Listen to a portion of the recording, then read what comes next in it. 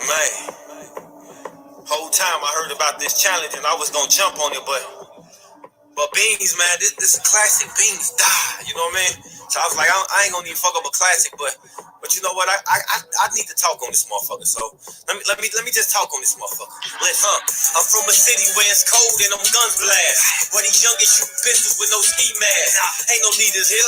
Shorty's cutthroat. Run up on you broad day like what up, though? Game time, so this beat shit'll never end. They set you up and wet you up like y'all weren't even friends. So many bodies dropping, but they keep it score. In the city where I'm from, it's a fucking war. She was sitting in this car, baby up in there. They shot the car, the baby died in the fucking chair. Man, and they asking where God is. I'm trying to figure where that motherfucker heart is. No tears shed, my city cried out. There be no death here, never die out. No nigga shy rack, nobody shy here. Only racks being made when niggas die here. Man, we don't even understand that. It's big business. You get killed, your mans get killed, his man get killed, whatever. And they making money off of y'all. Bury you from the wall, that man. But you know what? Let me talk to y'all. Money being made, lost their bills getting paid. If a nigga kill a nigga, then the death he's a slave. Old head never taught us that. Only had a loaded strap. Gang banging in our blood, so killing how we get them back. Gangsta plus the vice lord, stone plus the BD. Doctor screaming clear, it's hard skipping like the CD. Shooting up funerals now, it ain't safe. Death plus death equal money today, right? Cash is getting bought plus vulnerable plots. And we really out here dying for the name of a block. And the innocent dying from a couple of shots. He wasn't with it, but died cause that girl got hot. It's a brand new day, niggas dying for clouts. They don't lie, now we dead but keep running his mouth. He a pack so they smoking him. Odds was provoking him. And he ain't have a clue until them shots overdosed to him.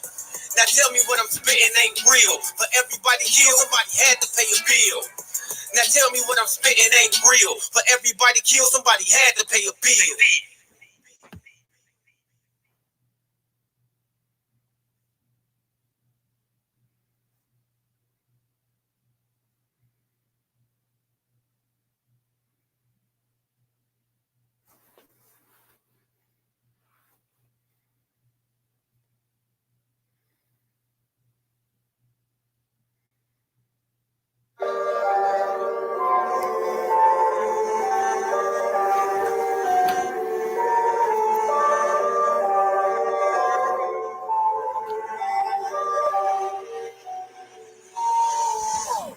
Can't fight these demons I try. Can't trust these thoughts in my mind. So reckless, so reckless. Can't fight these demons I try. Can't trust these thoughts in my mind. So reckless, so reckless. These demons inside of my head, I cannot take. If there is a God, I do not know. Cause I'm losing faith. All of this bad shit, living like tragic. It's a disgrace. But the ones who screaming out, order, live out of order. I swear this shit fake. Niggas with guns, chicks taking asses, I swear. They living great, traveling state to state while I'm sitting here like, why did I wait? I was told to work a 9 to 5, but that shit ain't living. That shit is prison. Punching the clock just to get paid. Man, that's a slave. I'm not a maid. Fuck that. Gun in my hand, I'll bust that. Visions of me on the corner, shooting out shots, body picked up back corners. Man, he's a gone. The demons inside of me, fighting like 5 of me. Thoughts in my head, they keep on bribing me. Guess there's no God in me. Cause these demons got me thinking so reckless. Can't fight these demons I try. Can't trust these thoughts in my mind. So reckless, so reckless. Can't fight these demons I try. Can't trust these thoughts in my mind. So reckless, so reckless. All the good shit get overlooked. Gang shit get glorified. If you want a name, you gotta kill somebody. Camera phone, televised. I'm hearing niggas rap that can't really rap, but got fame because of this gang shit. Drugged up, living brainless. Is this what it takes to be famous? God in one ear, the devil in the other. Telling me to go kill my brother. Empty clip, make sure the gun don't stutter. Till off fast, make sure you burn that rubber. What the fuck am I thinking? It's finally time to sell my soul. Am I losing my mind, or am I just tired of feeling that gold? I don't know, but the good live poor and the bad live rich. People putting their faith in a God, and he ain't said shit. Good vibes, I'm hoping that's true. But if it's not, that's cool. Cause I'ma do what the fuck I gotta do. Can't fight these demons I try. Can't trust these thoughts in my mind. So reckless, so reckless. Can't fight these demons I try. Can't trust these thoughts in my mind. So reckless, so reckless.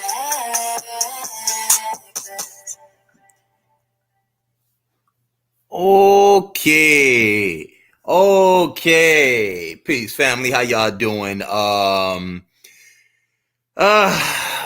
of mine decided he wanted to debate me tonight on the Noah's Ark, and he believed the Gilgamesh didn't steal from Noah's Ark. And I'm gonna make this real quick and painless for him today because, once again, we got people that believe biblical fairy tales, and then they'll tell you everybody else's story is fake, but only theirs is real.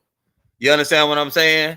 So I see why they damn God is jealous, because there's a bunch of other damn stories that predate they damn biblical texts. So when you got these other texts roaming around the earth, their God can only do one thing, and that's be jealous. That's why he's saying don't serve other gods, because some other gods are saying, hey, we didn't have these texts before your damn Bible that never existed. So I'm going to put the link in the chat, and I'm going to get him on up in here because he wants to debate these things. And sometimes I try to play it nice and just be like, look, man, it's not a debate. These things aren't debates. Some people like to debate because they like to argue. You understand what I'm saying? So hey, man, let's just get it on in and let's see if he gonna come on up in here. The link is in the chat. You can click it and come on in. And while you the funny thing was though, fam, I was sitting back and I was reading about debating. I was reading some an article somebody sent me, a colleague of mine sent me about debating. And he was just giving me some tips. And I want to read this to you all, some of the points in it. And I learned a lot just reading this. And I want to cite it. It's by a gentleman by the name of Wujao Ma'at. And he wrote an article called How to Debate. And then I just want to read this to you all because it's an excellent article. And he says debating is not just knowing the issues. Debating is just not arguing. It's not just arguing. It's an exchange of idea in which both sides try to make the case for their position. It's knowing how to frame the issues in a palatable framework that matches your audience. Both the ability to debate well and knowledge of the points of the argument are essential to your ability to convey your issues to your audience. Remember, the debates are not a zero-sum game. There is no winner or loser. A constructive debate generates critical thought in the audience. A constructive debate does not merely offer an analysis of problems, but offers real solutions and alternatives. Point 1, constructive debating is an art. Goal. The first rule is to remember that your goal is to persuade the audience, not to persuade your opponent. Do not become frustrated when your opponent is not convinced or does not respect your argument. No matter what your opponent says or does during the debate, it is your composure, confidence, open-mindedness, and points of debate that will convince the audience. If you become frustrated, the audience will view you as the losing side. Clarity. Avoid using words that could be interpreted differently by different readers or that have different connotations to different users. A connotation is a feeling or definition that is attached to a word, yet not included in its dictionary definition. Often a word may have a positive connotation with one audience and a very negative connotation with the other. Try to use words that are neutral to generic audiences or tailor your words to a specific audience. I do that a lot. I try to be very clear. That's why I can ask one question and end the whole debate. Quoting an authority is not infallible evidence. Quoting a majority opinion is not infallible evidence. Any argument based on opinion, expert, authority, or majority is not objective evidence. Authorities, experts, and majorities can be wrong. That is true. Emotionalism. Personal attacks, argumentum, or ad hominem attacks on your opponent are an admission of intellectual bankruptcy. We hear this a lot at SVDL with people like Yashar. Keep the attention centered on the specific point of debate. After all, the goal of the debate is to persuade the audience about your point, not about the opponent. Even if the audience dislikes your opponent because of your attack, it makes the opponent's argument no less credible in their eyes. There is a special problem when debating social, psychological, political, or religious ideas because of a person's theories about these matters, presumably have some effect on his own lifestyle. So we're seeing a good way to debate. Oh, he's in here. Let's get this thing started. So, what's up, G Checker? Shalom, shalom, peace and black power. Peace and black power. Yeah, So, I meant to say shalom and black power. But yeah, so I mean, yeah, I did text you a couple times. Is my microphone too loud? Because it sounds kind of loud to me. Yeah, and what I want you to do is slow down a little bit because I want to be able to hear your points, all your action points that you're trying to make to me about the Gilgamesh not being like Noah's Ark, because I do have an audience in here today, and I want everybody to hear your points on why it's not like Noah's Ark. Yeah, let me try to adjust my mic because I think it's too loud. No, it's fine. Go right ahead.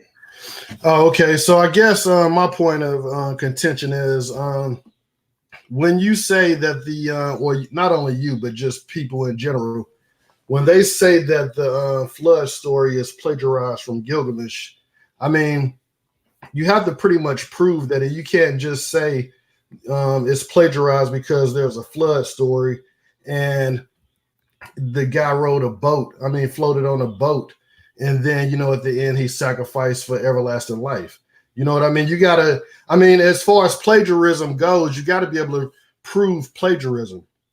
You know what I mean? There's indicators and there's rules to plagiarism. So did you ever look up what plagiarism was? Because I want to go through these definitions that you find, and I'm going to allow you to, I want you to find them, not allow you because this is your platform, but I want you to come up with a definition of plagiarism and then prove that the Epic of Gilgamesh is the flood story of the Bible is plagiarism of the Epic of Gilgamesh according to the definition that you find. Okay, do I have permission to talk on my own platform now? Because I don't want to interrupt you during your idea. Stop that, brother. You know how we do it. No, I just want you to be done and clear and concise about your point that you're trying to make, because you came on. I want to read everybody the text that you sent me just for clarity. And let's see. Oh, you said, this is what you said. How is Noah plagiarism when Gilgamesh was granted life, gods that depended on the sacrifices of the humans they killed and they regretted their decision? That's not a good plagiarist argument. Oh, don't think Gilgamesh had a wife. The flood lasted 7 days. Plus, Gilgamesh tied stones to his feet and walked on the sea floor. LOL, how in the heck is that plagiarized? Plus, Gilgamesh was floating around in a cube. Who follows the gods of Gilgamesh? Why did the gods decide to destroy the world in Gilgamesh from overpopulation? The gods were afraid of the rain in Gilgamesh. Come on, bro, don't use that argument again. So what I see that you're doing here is that you took certain elements from Gilgamesh and said these elements aren't inside of Noah's Ark. And I can agree with you on that one. But see, plagiarism is just not stealing somebody's ideas word for word, because you have a major problem here. You even admitted, one of your points in here that you admitted was, I'm going to pull up my screen share here. And I have some highlighted points here on the Gilgamesh, Epic of Gilgamesh versus Noah's here. I'm gonna ask the audience. Let me know if y'all can see my screen share that I'm about to pull up. Yeah, right. So this is a screen share that I wanted to present during my debate. First of all, I don't use the word plagiarism. I've never used the word plagiarism in the debate I had on the Gilgamesh. I use the word do they parallel each other? And yes, the story does parallel that of the Gilgamesh. I can't say that the Gilgamesh parallels Noah's Ark because the Noah's Ark came after the Gilgamesh. See, the Gilgamesh was written sometimes between let me go up for a minute. I want to go up real quick. Here we go right here. Oh, here it is right here. An ancient Akkadian tale from the 3rd millennium BCE delineates the exploits of a man called Utnapishtim, who became immortal and survived a catastrophic flood by landing his vessel upon the tallest mountains in the North Country. This was another story. Gilgamesh, the celebrated Sumerian hero, reached a northerly mountain called Mashu, which was located through which the sun rose and set every single day. So we see right now there are 2 flood accounts. We have 2 flood accounts. And I haven't even gotten into the story of Zarathustra, which is another flood account. And all of these are Mesopotamian flood accounts. All right, let's continue on. The boat lands in Mount Ararat. You guys like to say that the start of the world is when the flood, when the world was flooded and God destroyed the whole world and everybody now come from Mount Ararat. That's a little odd to me. Okay, that's odd. Mount Ararat just happened to be in Turkey. That's a little odd to me. All right, let's go up. I want to read my opening here. And this is what I wrote. For well over a century, scholars have recognized the Bible story of Noah's Ark is based on older Mesopotamian models. See, I didn't say plagiarized, because of all these flood stories deal with events that allegedly happened at the dawn of history.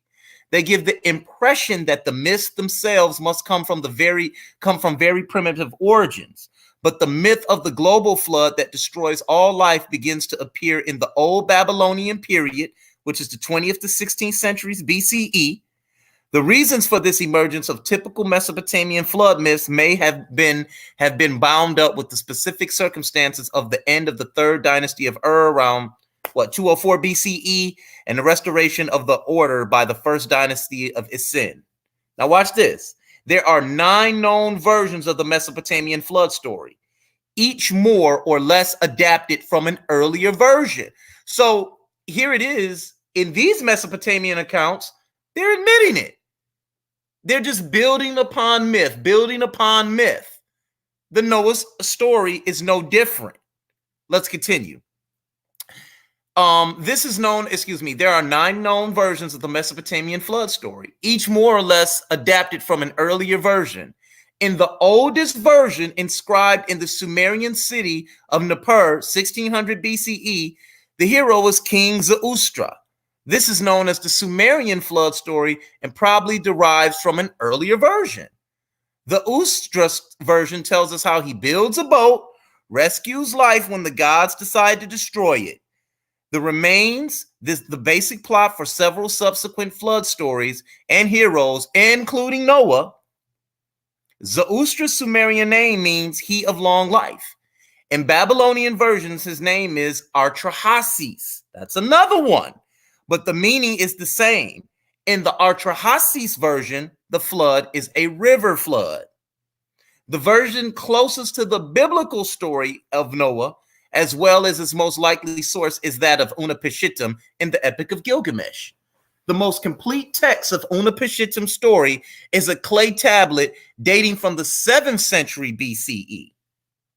But fragments of the story have been found back as far as the 19th century BCE. The last known version of the Mesopotamian flood story was written in Greek in the 3rd century BCE by a Babylonian priest named Beresosis. From the fragments that survive, it seems little change from the versions of the 2,000 years before. So they're saying right here, this is a complete story that did not really change. Now, I want to show you one of the archetypes that we see is the gods are angry, or a god is angry. Another archetype we see is a boat is commanded to be built. Those are the two archetypes.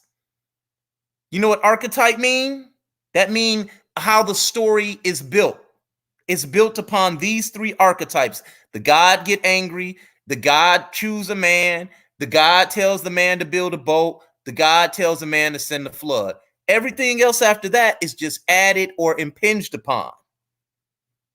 Let's continue. Let's look at, this is what I want to go to right here. I want to go to, I want to go to right here.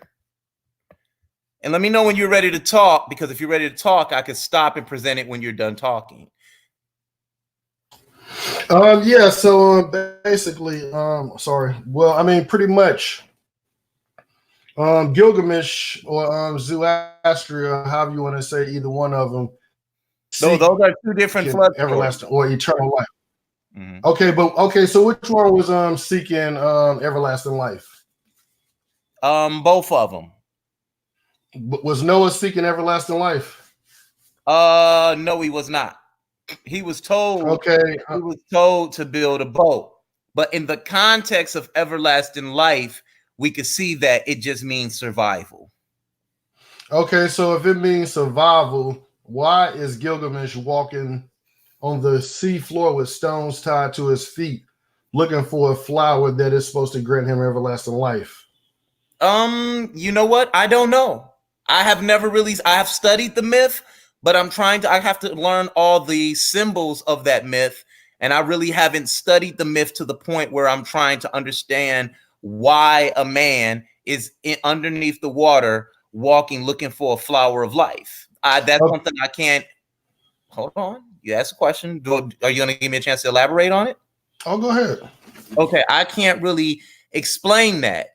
But the one thing I'm noticing what you're doing is you're just coming on here asking me a ton of questions. You're supposed to be showing me that the Noah's account is real. You're supposed to be showing me that. No, I'm showing that the Noah story isn't plagiarized, because it would be fair for me to say that if you can't tell me why he's walking on the seafloor, Gilgamesh, and then you just said that everlasting life only means, I forget how you said it, and you said it with authority, but now you're saying you don't know why he was walking on the ocean floor for the flower of life. Now I'm kind of confused in where you're standing with your point.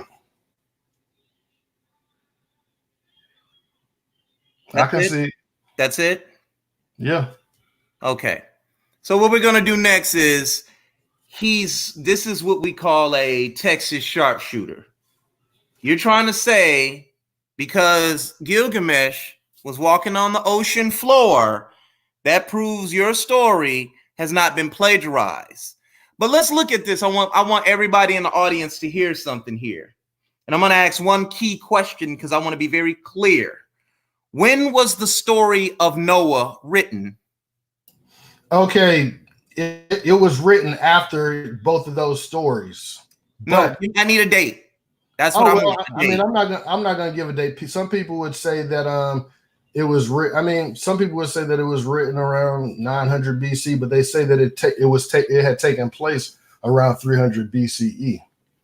Okay, so Noah's Ark took place between 300 BCE. I mean 3000 BCE. You know what I meant. 3000 BCE. Right. Okay. Do you have anything to prove that tonight? No, but that's not what I came to prove. I came to prove plagiarism. Hold on. You were doing real good. Okay. So you don't have, So you don't have any evidence or dates to show that your text is in fact older than that of the Gilgamesh, right? That's correct. Okay. So by that course alone, I can sit up there and say that, let's see, the Epic of Gilgamesh, some people said, as I showed you, 2100 BCE. 2100 BCE. Now, if your oldest text, biblical text, is 300 AD, which was a Greek text, watch this. We're going to count down and up to 300.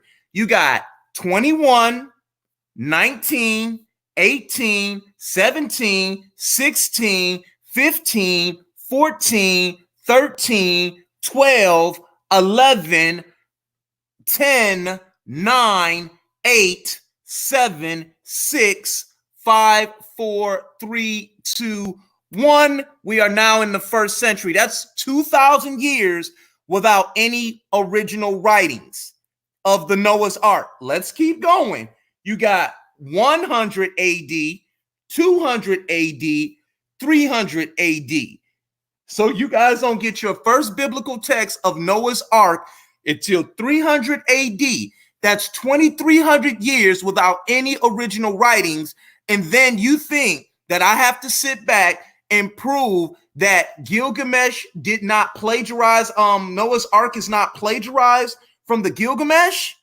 You guys don't have any original writings until 300 AD, but yet the Sumerian tablets and Mesopotamian tablets prove that this story was going around for centuries upon centuries. And then for you all to come around and say, oh, Noah's Ark is literary dependent upon the story. I mean, Gilgamesh is dependent upon Noah's Ark, but y'all don't get no original text until 300 AD. So with that argument alone, it fails. So what I'm going to do, I'm going to do a comparison, because you keep using the word plagiarized, but yet I have not used the word plagiarized. That's you claiming the plagiarism. You have to show me where I said plagiarism at. Now let's just deal with this, because we're dealing with this scholastically. Let's see. Here is a comparison of the Genesis and Gilgamesh. The Genesis and the Gilgamesh account. Now watch this. The extent of the flood, both of them were global. The cause, man's wickedness, and Gilgamesh, man's sins. Who is it intended for? All mankind. Gilgamesh, one city and all mankind. The sender, Yahweh. Gilgamesh, the assembly of gods. Name of the hero, Noah. The name of the hero, Unapishtim. The hero's character, Noah was righteous, Gilgamesh was righteous. Means of an announcement, it came direct from God in the Genesis account. In the Gilgamesh, in a dream. Were they both ordered to build a boat? Yeah. Did they both complain? Yeah. What was the height of the boat on both of them? Several stories. Let's keep going. Were there compartments inside? Yeah, both of them said many. Were there windows? Yeah, at least one. Was the outside coating, what was used as the outside coating? Pitch on both of them. What was the shape of the boat? Now in your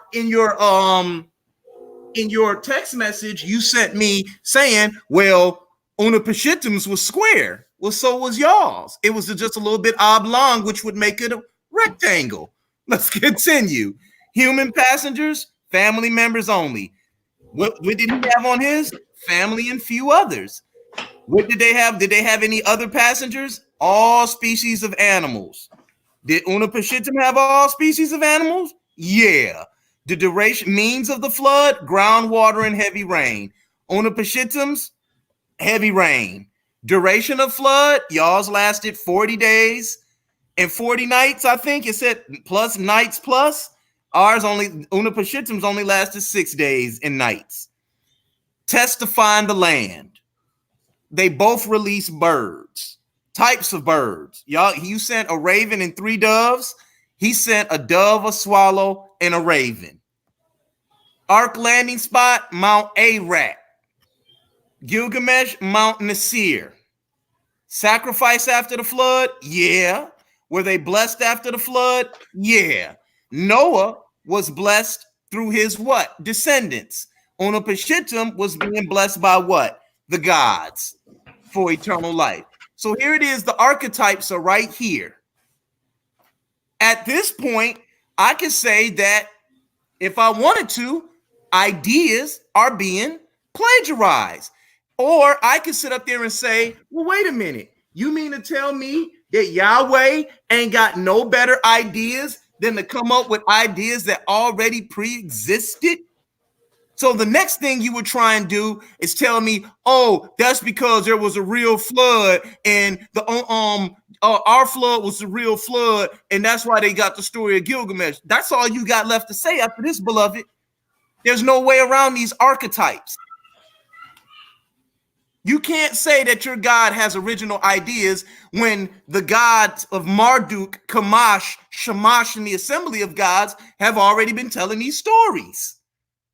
I just did a lesson on this yesterday. There's no way around this. You have to address this. And guess what? Since you don't get an original text until 300 AD, you would have to show me how your story is literary dependent upon itself. When we have a story with precise archetypes that it seems like Noah's Ark is pulling from a little bit. You got the floor, Captain.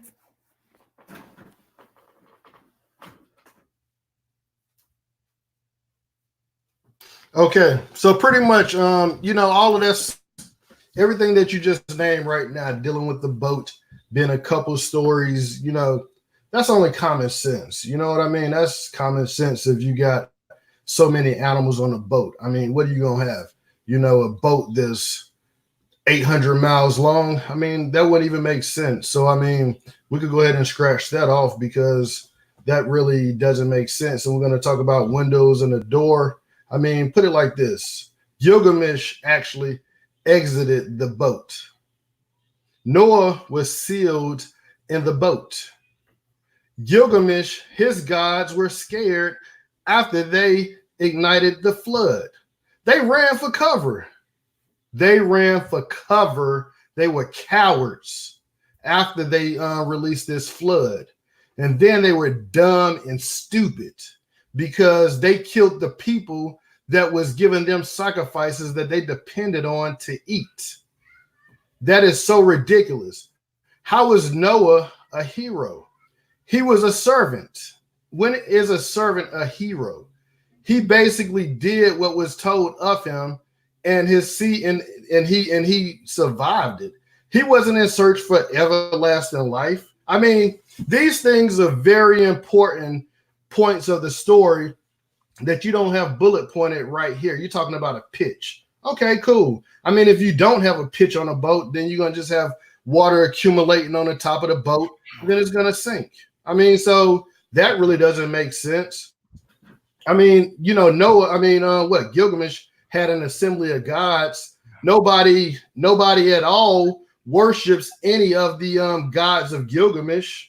I mean, I could go on and on and on about this. And then what were the sins of Gilgamesh? Why did the gods, unleash the floods? Because they overpopulated the earth? I mean, that's ridiculous. What were the sins in the Epic of Gilgamesh?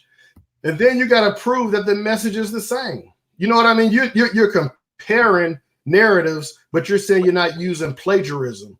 But the argument that you're making, and you're saying that Gilgamesh predated the Bible, and the Bible wasn't written until 300 AD, which according to, the Septuagint and the Dead Sea Scrolls, it was at least in the BCs, not ADs. But I'm not even going to be a Texas sharpshooter, as you say. But I mean, I'm going to call you the shotgun shooter. You know what I mean? Where you just shooting out pellets all over the place, and then they're not really deadly. You know what I'm saying? Because they're pellets at the end of the day. I mean, right now I see that you're pulling up plagiarism. You know what I mean? And I would hope that you would get a more detailed definition than that. But in order to say plagiarism, you would have to prove that the message of the Bible is the same message, because that's what it comes down to, the esoteric meaning, according to people that believe like you. There's an esoteric meaning. You know what I mean? You just admitted that you didn't know the esoteric meaning of why Gilgamesh was out of the boat walking on the floor. You know, that was a huge flaw. That was a huge flaw. Just because something was written before, you got to think about it.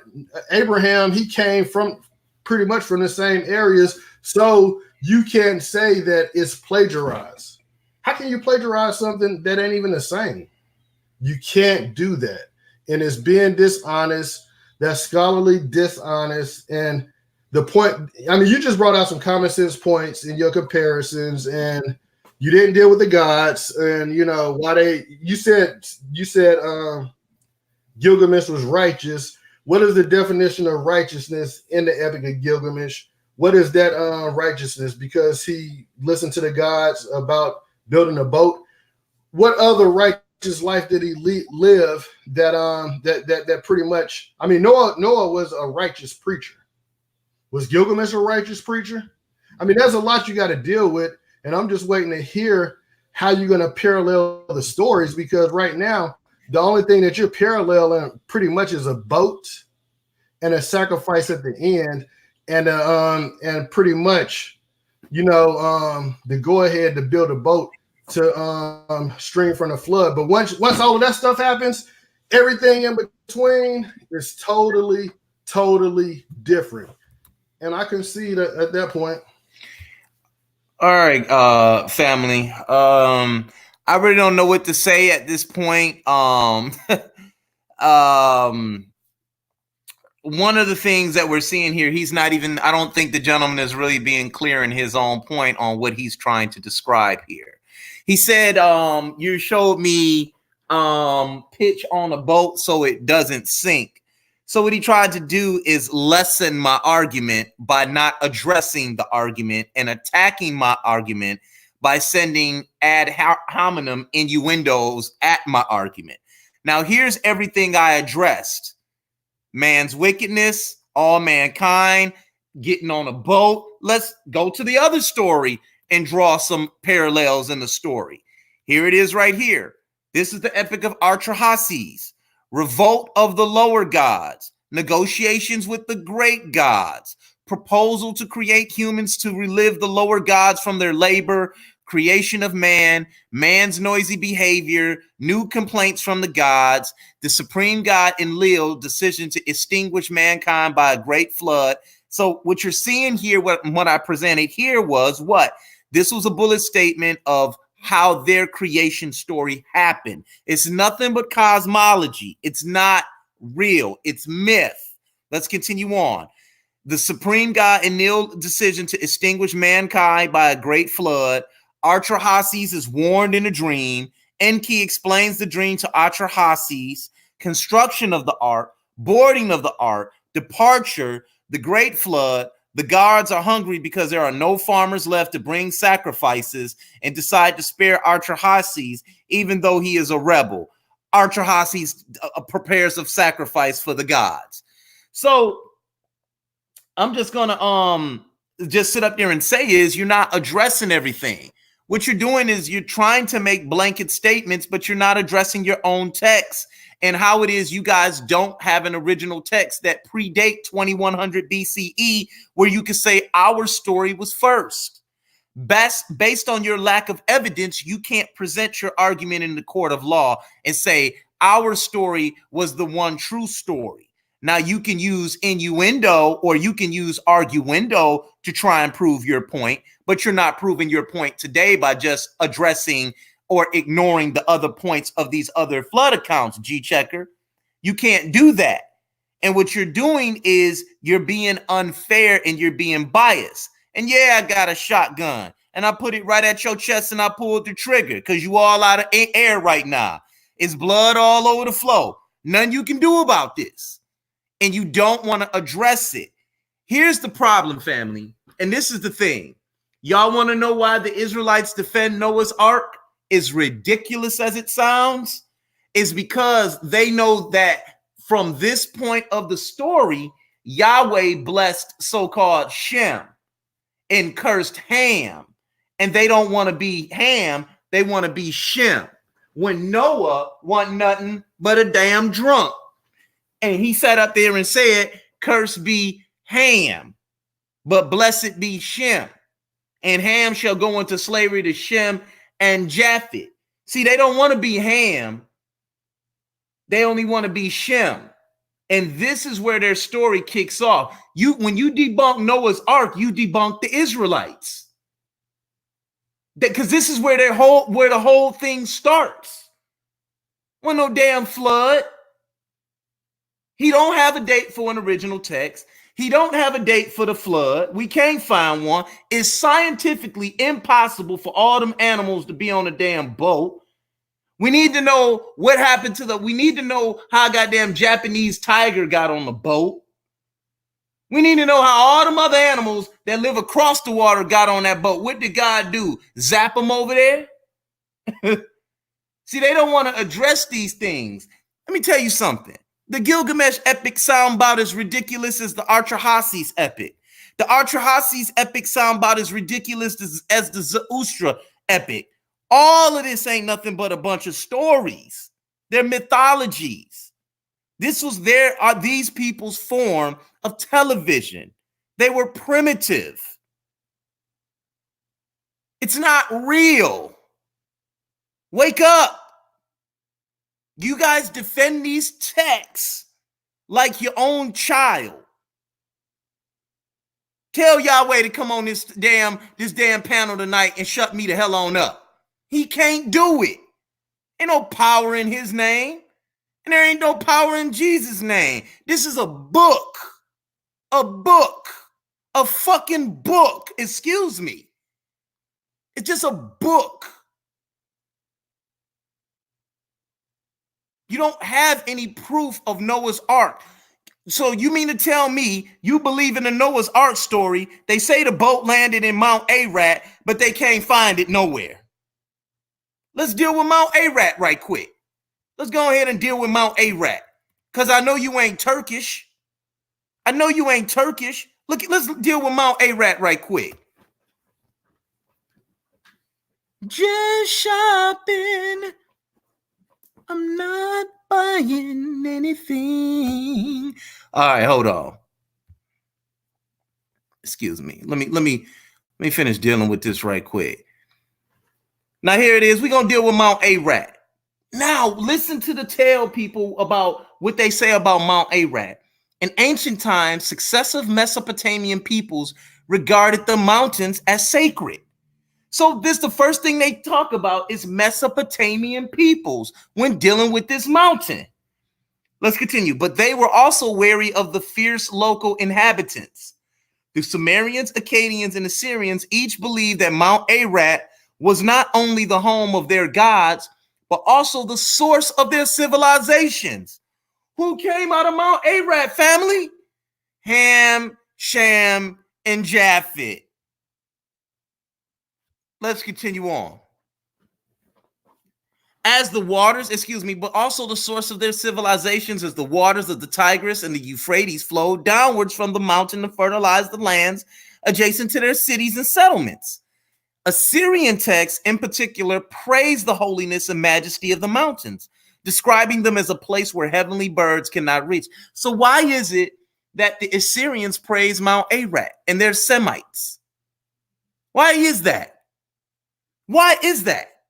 And Mount Ararat just happened to be in y'all book and say Mount Ararat is now the new foundation of the earth. Not Africa, but Mount Ararat. Watch this. Mesopotamians, however, also associated the mountains with the fierce tribes that inhabited Mount Ararat slopes. Regularly, they raided Mesopotamian villages and settlements. Another perceived danger associated with Mount Ararat was that of the disastrous flooding. Sumerians, Akkadians, and Babylonians had each their own flood account, but they all in turn referenced the mountains of Mount Ararat as the place which their respective heroes found refuge after surviving torrential rains and peerless waters. An ancient Akkadian tale from the 3rd millennium BCE delineates the exploits of a man called Onapishiti, who became immortal and survived a catastrophic flood by landing his vessel upon the tallest mountains in the North Country. Gilgamesh, the celebrated Sumerian hero, reached a northerly mountain called Mashu, which was the location which the sun rose or set every day. So I guess when this flood was happening, it was 3 goddamn boats on the water. Like with Carnival Cruises, they put 3 boats all in vicinity of each other and they all go the same direction. So I guess it was a bunch of animals on boats and shit. You see how ridiculous all this shit sounds? Let me tell you something, man.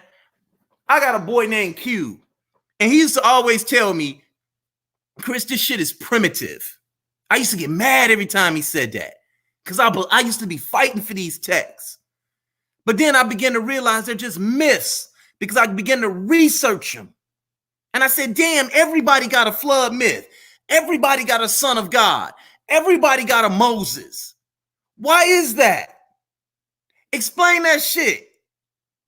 Stop telling me, oh, this book say this book say this book say this. Because when you keep saying that shit, guess what, bro? I could say, add your book in there. You just saying, oh, everybody else is say this, but ours say this, it's real. Look how stupid that sound. You couldn't go to Mesopotamia with Noah's Ark and say ours is real and yours is fake. They'll probably ask you the same thing. Hey man, we've been telling this story since the 3rd millennium BCE. You're just arguing with me. I'm not gonna argue with y'all all day about these texts. Prove it wrong. Shut me the hell up. Where's Yahweh at? You can't explain this flood story, and you just sat up there and said it happened in the 3rd millennium BCE, but yet the Akkadians got tales from the 3rd millennium BCE texts that say that this story happened, and it's a myth. So they writing in the 3rd millennium BCE, but y'all floating around on goddamn water in the 3rd millennium BCE, but they're writing. Now, what sense does that make?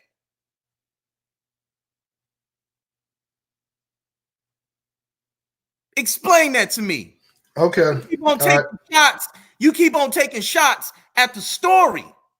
We having a story about textual criticism. You're taking shots at the story. I don't care about the story. You just sit up there and say, hey, Chris, you know what? I believe mine is real and everybody else's is fake. But if you believe that, then you got to prove the damn God. You got to prove them. I'm getting sick of these kind of conversations. You got to prove this motherfucker. And you got to then show me why this damn guy hate Africans so much. How does he love every fucking body on earth, but he hate Africa so goddamn much? You got to prove that shit. Call that motherfucker. Go outside and make a sacrifice. Oops, he took his own son and put him through all this goddamn torture. Just to prove what? To throw Africa and throw everybody else into slavery.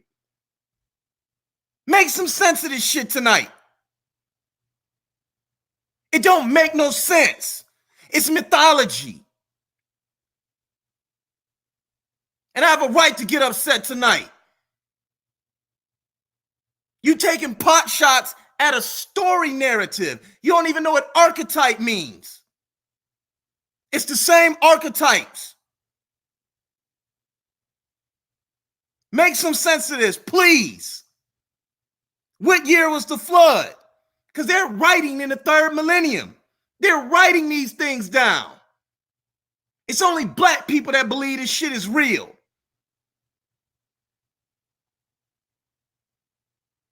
Who wrote the story of Noah's Ark? Who wrote it? If you ask me who wrote these stories, I can go right into my research and show you what priests wrote this right now if you ask me to. I'm always ready. You say, show me a priest that wrote one of these flood accounts, I'll take you right to it right now. And if you ask me that question and I show you, I swear, it's going to be like somebody getting their throat cut in a damn chair and somebody spinning a damn chair around. It'll be blood all over the damn place. It'll be a murder scene. I always come prepared. I never throw my debates away because y'all can't answer this. These stories existed before Noah's did. I listened to all that bullshit last night with Yara and I thought it was horrible. on both sides. Are you preaching or can I talk now? You can have it. Go ahead. Explain that. Why do the Assyrians and the Mesopotamians have flood accounts? Okay, so I answered that after a while, but first I want to say what we're doing is we're talking about comparisons between flood stories. And you want to bring up archetypes, damn near the same thing as plagiarisms, just a different word. And you could try to throw out all these words and, try to alleviate to something else, but I'm going to keep it right here with the flood story. That's where I'm going to keep it at, because that's what we're talking about. And it's kind of funny how you really didn't address anything. And just looking at your bullet points again, you're saying, well, they all built the ark. Okay, cool. Well, how else were they gonna, ride the flood out? You said that they all entered the boat. So you mean to tell me that they're gonna build a boat and not enter it? Then you said they departed from the boat. Oh wow. So what? So they're gonna just stay on the boat while sitting on dry land and not ever leave the boat? Those are ridiculous arguments. And then the other point was the gods were hungry as a result. So they were hungry after 7 days, and those are gods. Okay. I don't see the comparison at all. You didn't address the righteousness, of Gilgamesh. You did address the sins. You said the sin for the Akkadian story was they were too noisy, so the guys couldn't sleep. So so the flood came about because the guys were grumpy and sleepy. You know what I mean? And then as a result, they were too sleepy to make a wise judgment. So they end up starving themselves as a result. This is ridiculous. And then the other point was what? Let's see. Then you said they revolted against the guys. How did they revolt against the guys? I mean, your whole point is that the specs, even if you look at the specs of the boats, they were different. You know what I mean? And then you're gonna say, why did Mesopotamia and all these different in Babylon have these flood stories? The common sense answer would be Noah had 3 sons, and it was a pass me down story. I mean, that's so simple. You can't explain why they have the stories. I just explained to you why they have the stories, but with your esoteric meaning, you don't know why they have the stories. You don't even know the purpose or the foundation of the stories. And you talking about textual criticism. No, this ain't textual criticism. This is textual analysis. And what I'm analyzing right now is these are different stories with different messages. Again, they all came off the boat, but Gilgamesh came off the boat before the flood. How the hell did he get off the boat with the door? You know what I'm saying? These are bad arguments, brother, and I'm just trying to show you the errors in your ways. You want to jump all the way to Mesopotamia and say, hey, you ain't Turkish or whatever, you ain't Turks. But at the end of the day, have you studied the craniofacial similarities of those of Turkey of Mesopotamia to those of Turkey today? Have you studied the craniofacial? Have you studied the different facial features to see if the people of Turkey today are the same as Mesopotamia? See, all you're doing is diverting. You're getting away from the story you came here to talk about, and you're talking about everything else. I call that the Mathat dropping it like it's hot, because that's what you just did. You put on a good song and dance. Get your dumb ass off my panel. You ain't addressing shit. You just on here talking a bunch of bullshit. Get your stupid ass up off my panel, man. I can't take no more of that nonsense. He ain't addressed one thing all damn day. Get on out of here, man. You sound stupid. Have a nice night, man. Wasting these people's time. You ain't even talking about nothing, man. Get your silly ass on up out of here, man. Have a nice night. That old bullshit you talking. He told us you got, see what they do is, family. Thank you, y'all. Thank you. Let me tell y'all. Hey, Q, come on in here, Q. You know what? Get the real goddamn snake in the garden in this bitch. Nah, Q, I ain't letting them. I'm done. I can't take too much stupidity like this, man. He not even addressing this shit. Q, come on in here, Q. Come on in here, Q. He ain't even addressing shit. Get on in here, Q.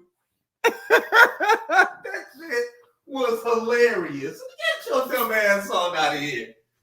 We done. You coming up, you trying to prove God tonight. Get your silly ass on out of here, man. All right, family. I want y'all to notice what he did. How he never addressed any questions. How he never addressed the parallels of the story. And then what they try to do is they try to prove God. He trying to talk about God. They want to prove they God is real. And then he say the gods got mad. Well, nigga, your God got mad. He said the gods got hungry. Nigga, your God get hungry. It said in your book. It said your God want to smell the sacrifices. How the fucking God smell? How does God get tired? This is the nonsense that y'all do. You up here talking about cranial bones and all that shit. Got him. Have you ever studied cranial bones? Get your silly ass on out of here, G-Checker. It's not even a debate.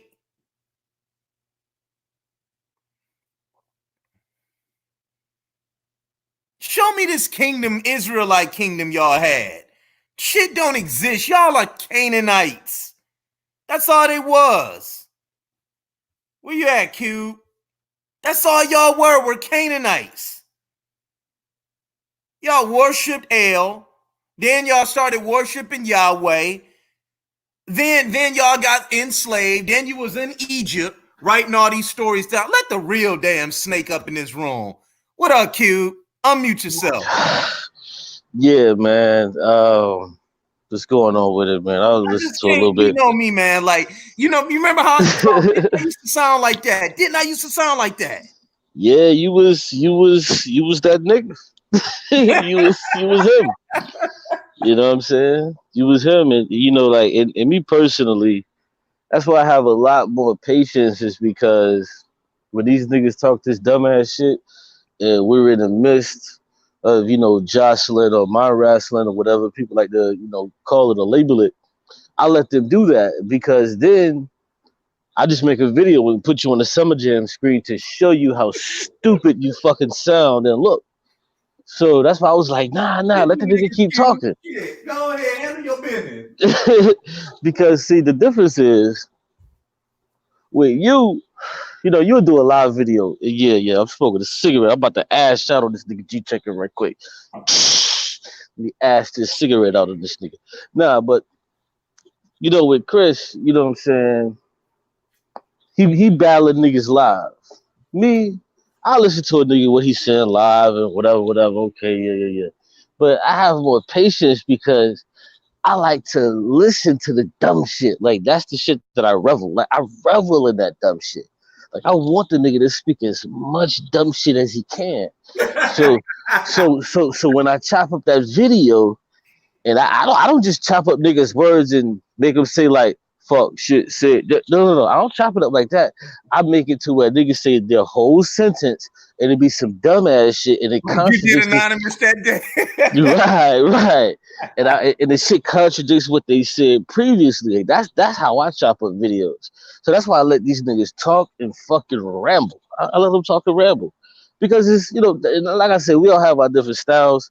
But that's how I like to do. I like for a nigga to talk. Oh, yeah, nigga. Go ahead, talk. Go ahead and talk. I love that shit. Because these niggas, if you give them enough rope, what's the old saying? You give a nigga enough. No. If you give a nigga enough rope, he want to be a cowboy. Oh. you give a nigga enough rope, he'll want to be a cowboy. and see, that's when I swoop in and just hawk the nigga down. You know what I'm saying? Like, yeah. I'm sitting up there saying, like, he's sitting up there saying you ain't proven plagiarism. When I had that debate, I never said plagiarism. I said that the texts are similar to that of these other flood accounts. How can y'all have a flood account? And dude, you man, I'm telling you, I used to sound just like that. Yeah, bro. I used For to real, for real. like, and look, We all did. But listen, you know what? We all did, bro. the Q, it's like now I'm you, right? And he's me. You feel what I'm saying? Like, Yeah. like you used to throw that. I didn't even know you was watching this. Look, I used to remember you used to throw that shit primitive around when me, you, and Askia used to be on the phone. Right, yeah.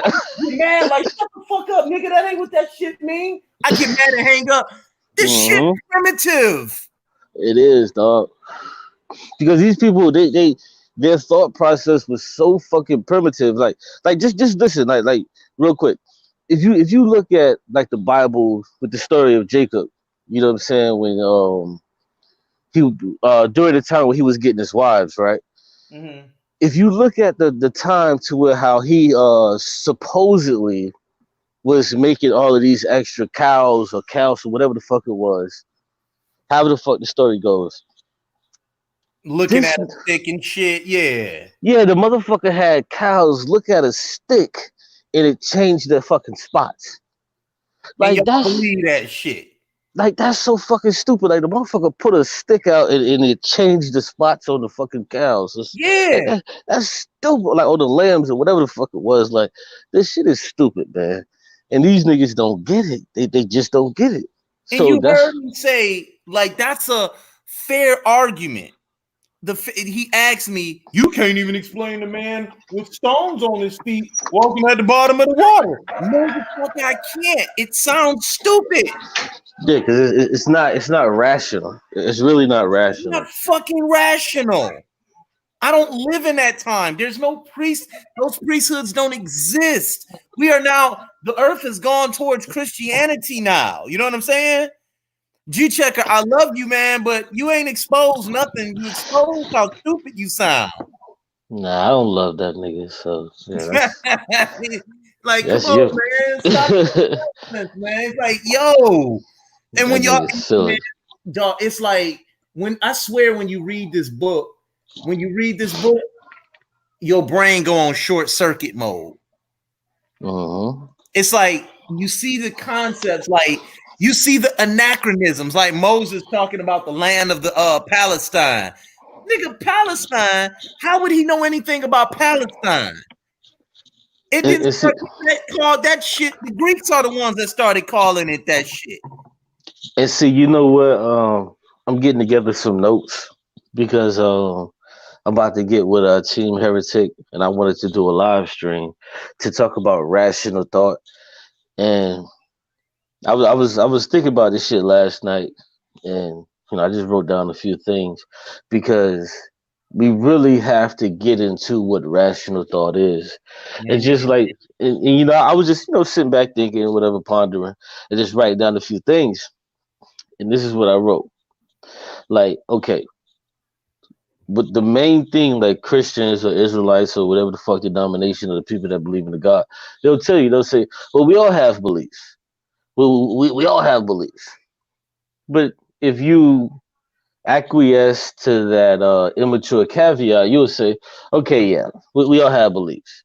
But the problem that goes on with these particular people is they've told themselves that they're going to believe X, and X is whatever they believe in, whether it's Allah, Yahweh, whatever the fuck. They've told themselves that they're going to believe X regardless of what the fuck they see. And that is their fucking problem, is that they believe X regardless of what the fuck they see. So when you read, I think it's Hebrews 11 and is it 11 and 8, 11 and 4, whatever. No, Hebrews 11. Go ahead, though. Yeah, the dumb shit where it says that faith is the thing that is not seen and all that. Yeah, we know that. Yeah. See, this is the shit they subscribe to because they believe they believe in walking by the spirit and not by sight. So If you ask one of these idiot motherfuckers, excuse my language, to the dummies out there, don't put your seatbelt on. Don't just close your eyes when you're walking across the street. Like if you ask them, I get what you're saying. You saying you accepting that is just saying close your eyes when you cross the street. Don't exactly. put your seatbelt on. Point a gun at your head. Go ahead. Yeah. Put a revolver in your head and put one bullet in that bitch and play Russian roulette. No, you won't do nothing that's stupid. Why? It's because you're relying on your sight. But these motherfuckers would tell you that, it's not by sight, it's by faith. Well, no. If you squeeze that motherfucker 6 times, that whatever the fuck which one it is, but one of those 6 rounds is gonna blow your fucking brains out. Exactly. So the shit that they're on is some bullshit, and they don't even really live by it, truthfully. So now when we're talking about, like, that's rational thought. Like, hold on, I can't squeeze this motherfucker 6 times. And truth be told, if I put one bullet in it, flip the motherfucker, and put it back in, I can squeeze it the first time and the shit can kill me. That's called Russian roulette. But none of them will fucking do it. Why won't they do it? Because they fear death. Now, truth be told, if you ask the question, well, hold on, don't you want to go to heaven, nigga? Yes, they want to go to heaven, but they don't want to fucking have to die to do it. They don't want to fucking die to go to heaven. That's why, hold on, I'm going back to them. I'm just circling right back around. That's why they put their fucking seatbelt on. That's why when they're walking across the crosswalk, they hit the button and wait for the shit to say cross, and then they still look left and right before they cross the street. This is what the fuck is going on. So there is no fucking faith involved in their so-called faith. There is no fucking faith. It's just not. They're liars.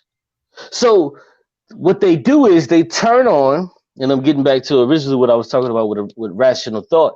They turn on their rational thought when they're living their life, when they're picking up their kids, when they're going to work. They turn on that rational thought because they understand that this rational thought is what keeps me alive, is what keeps me going, and keeps me praising the Most High. But then when they get on the fucking internet and talk to other people, they turn that rational thought off and say, well, you know what? The Most High is this, that, and all this other bullshit. They ain't got to worry about nothing. But you're a fucking liar. Exactly. Because if that was the case, don't put your seatbelt on. If you you know what? They're not gonna depend on that deity or a deity to save. No, they don't. You're gonna put that goddamn seatbelt on because no matter how hard you believe in his deity, if you hit something at the right force, your ass can go flying through that window. Exactly. God factor goes out the window. Exactly. That's the rational thought that I'm talking about. And that's why I was putting some shit together because I wanted to do a live stream, not too long, on rational thought and how the God believers, how they turn on and off that rational thought. They do it all the fucking time. Like, you can never see somebody spitting your fucking food and then just get the food, pray over the shit, and the spit magically disappears. And look, look at the ad hominems. He's supposed to, you ain't even really saying nothing about him. We're talking about religious people and their lack of rational understanding, and you're making sense. He's good. I'm just looking at it right now. He's going in on me. Cube as a whole. Use this video as rational thought and see who's irrational. Q has the mental capacity of a pizza. I gotta call you out. This is what they do. Wow. Look. Hold on. Let G Checker back in because I want to just ask him these basic questions on: does he put his seatbelt on, and does he look left and right before he crosses the street? G Checker, I'm about to put you in here, G Checker, and he want to ask you some questions. I'm done with the biblical bullshit. He called me a hoe. He said that I have the mental capacity of a pizza delivery guy, and then he said I'm weird. So now I need him, and I wasn't even attacking you, G Checker. That's kind of out of bounds, to be honest with you. But I'm not even really a person who flips out like that. Yeah, here we go right here. You have it, Cube. Go ahead. Yeah, and peace to you, G Checker. How you feeling, bro? Well, hold on. This is what I take issue Hold with. on, how did you just get on and you holding on already? All I said was peace to you, bro. How you doing? Okay, peace, shalom. But okay, what I got, brother, that's the leftover animosity. Okay, no, it's not. I'm not. Animosity. Listen, brother, stop. You came at me. You asked me on here. Okay, so go ahead. Brother, and get your brother, slow down. You're going off on me in the chat. You're not gonna use that type of stuff with me, brother, like I don't know what's going on. You're trying to be calm, but I'm already calm. Can I please speak, bro? Can I please speak to you? I'm trying to set the stage. You just got in here. All I'm trying to say is you went at me in the chat. You're on here now. When I seen what you said, I didn't even go back at you. So why come with that same animosity? I'm just saying peace to you, my brother. So why can't you reciprocate that and then we have a comfortable dialogue? Okay, this is what I take issue with. Chris was like, I love this brother, and you like, I don't. That's your man's in them. To me, where I'm from, and you're from, and you live here too. So you live in Charlotte. So you know what you was doing was very disrespectful. And then you're gonna say what I was talking about was irrational. What's going on is you're being irrational because I want you to chop up the conversation that Chris and I just had and show me the irrational, because not one time did we get into the biblical narrative. We didn't go to Hebrew. Wait. See, before you get too far, I know that you're being stressful because bro, I don't want you to talk. Bro, you said a few things that I don't want you to get too far. I would address what you just said, and I promise you can speak, bro, and I don't have a problem. Chris talked for 5 minutes, and I let him talk, and I took notes. That's how you got to refine yourself. If you're just this master speaker and you're so much on top of it. Who said I was a master speaker? Okay, well, you are an atheist, so you should practice more restraint because you don't believe in nothing. What? So where's the rule book for the atheist to practice all of this other stuff? Look at you, brother, you're being emotional. Only thing I'm saying, you know what, Chris? Only thing I'm saying is slow down, bro. I'm just saying slow down. That's it. Okay, well, the brother fell off. The only thing I was saying is I wanted him to slow down so I can address his immediate thing that he had a problem with me of. He could come back on and address the rest of the things. I just wanted him to slow down so he could come back and say whatever he wanted to say. He said to... I didn't know you had that hard of effect on people where you ain't even got to speak and they frustrated. I'm like, you didn't even say nothing. All you said was, listen, guys. Well, hold on. Let me say this before. Let me say this before I forget. This is why I stopped him. The brother said, "Well, you said when Chris said he got love for me, and you said that I don't love you." I was trying to stop him right there so he can continue with whatever he had to say. And what I was going to point him to is that, guess what? I don't have love for 95% of the motherfuckers that I work with. But guess what? I still work with them.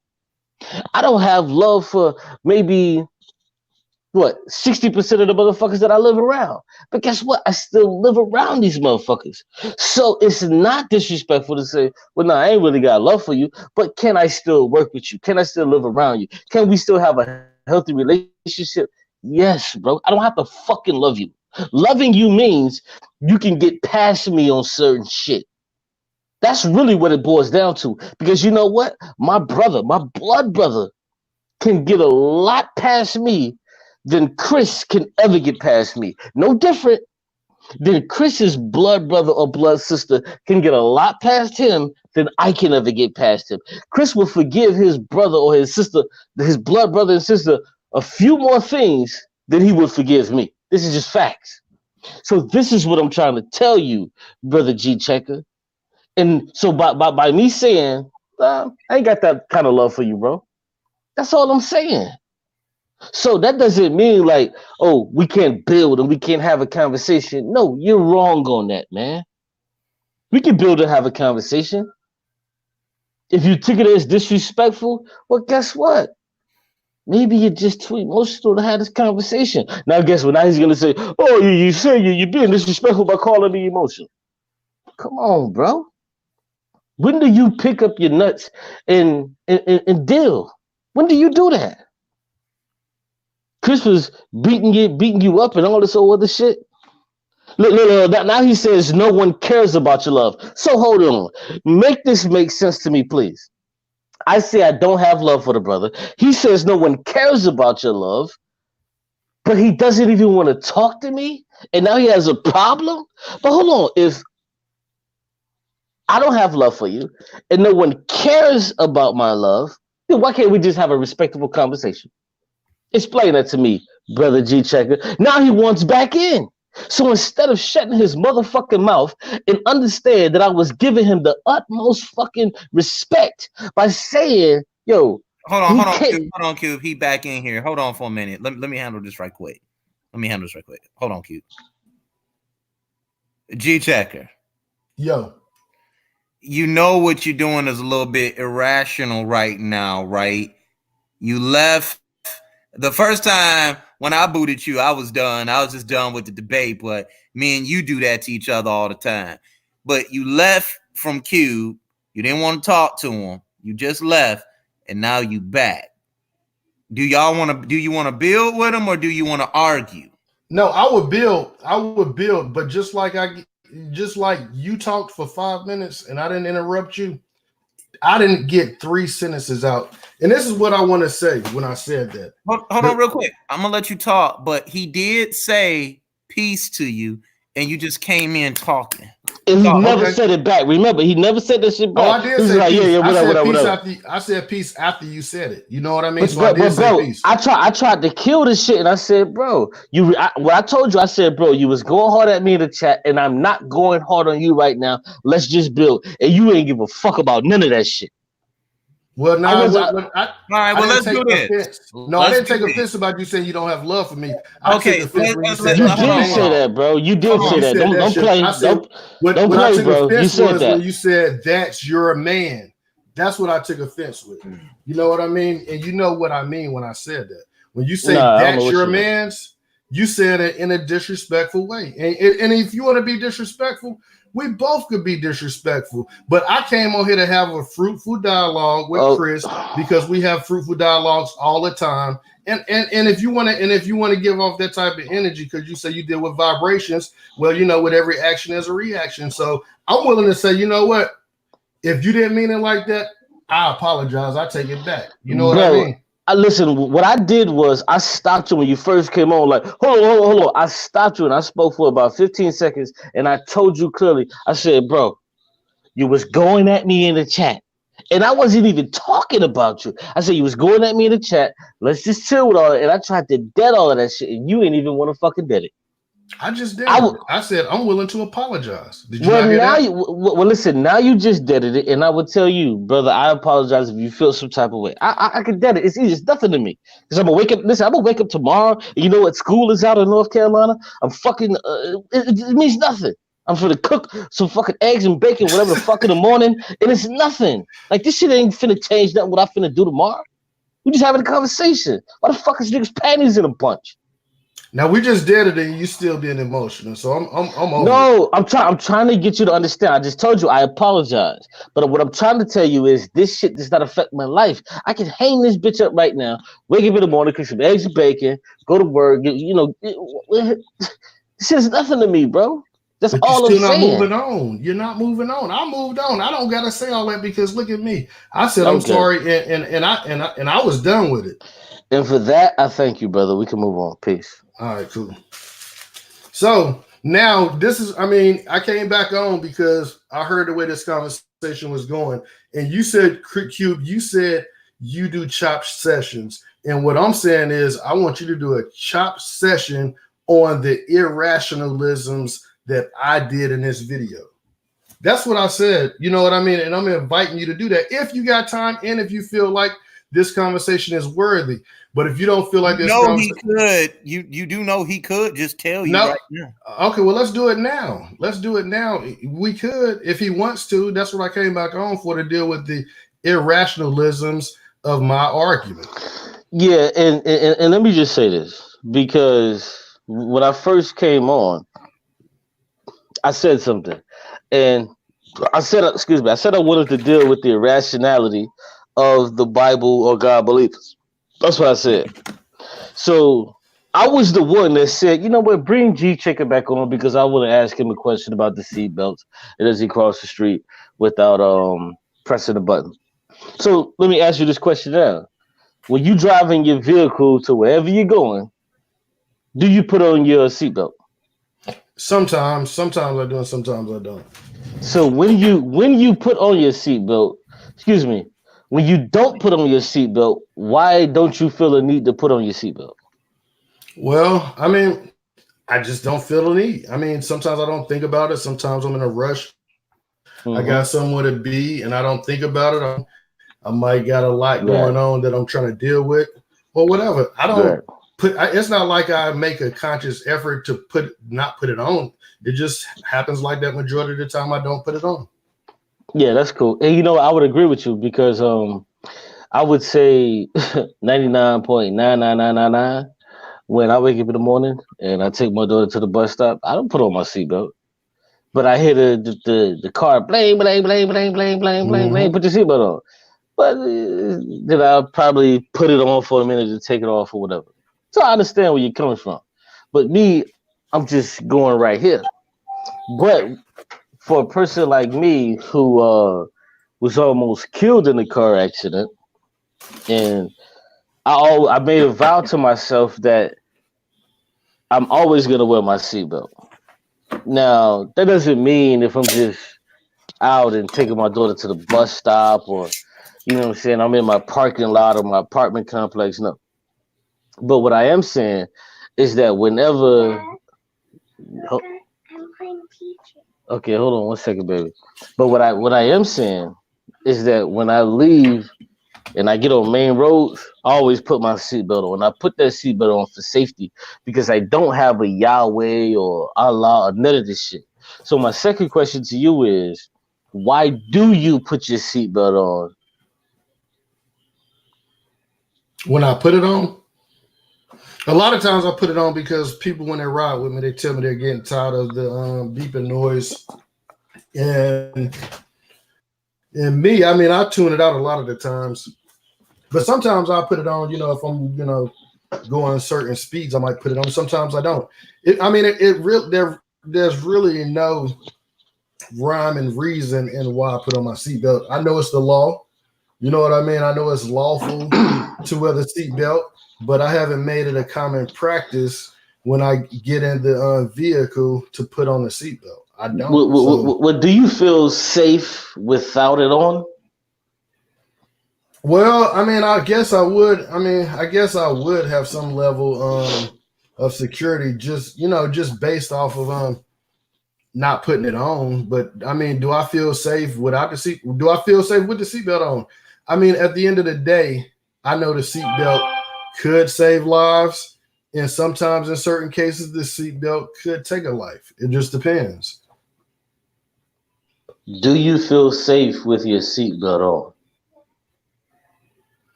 on? I mean, I guess sometimes I probably would, but I mean, at the same time, I'm still I'm uneased about it. You know what I mean? Because I heard stories about how when people get get in an accident with a seatbelt on, and they can't, get cut out in time enough, then the seatbelt might cause harm to them. So, I mean, I'm not going to be able to answer the question to your liking, but I am answering the question to where, I rock my seatbelt and how I go about, using my harness restraint.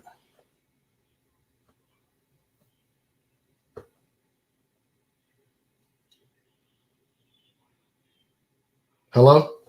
I'm still here. Cute.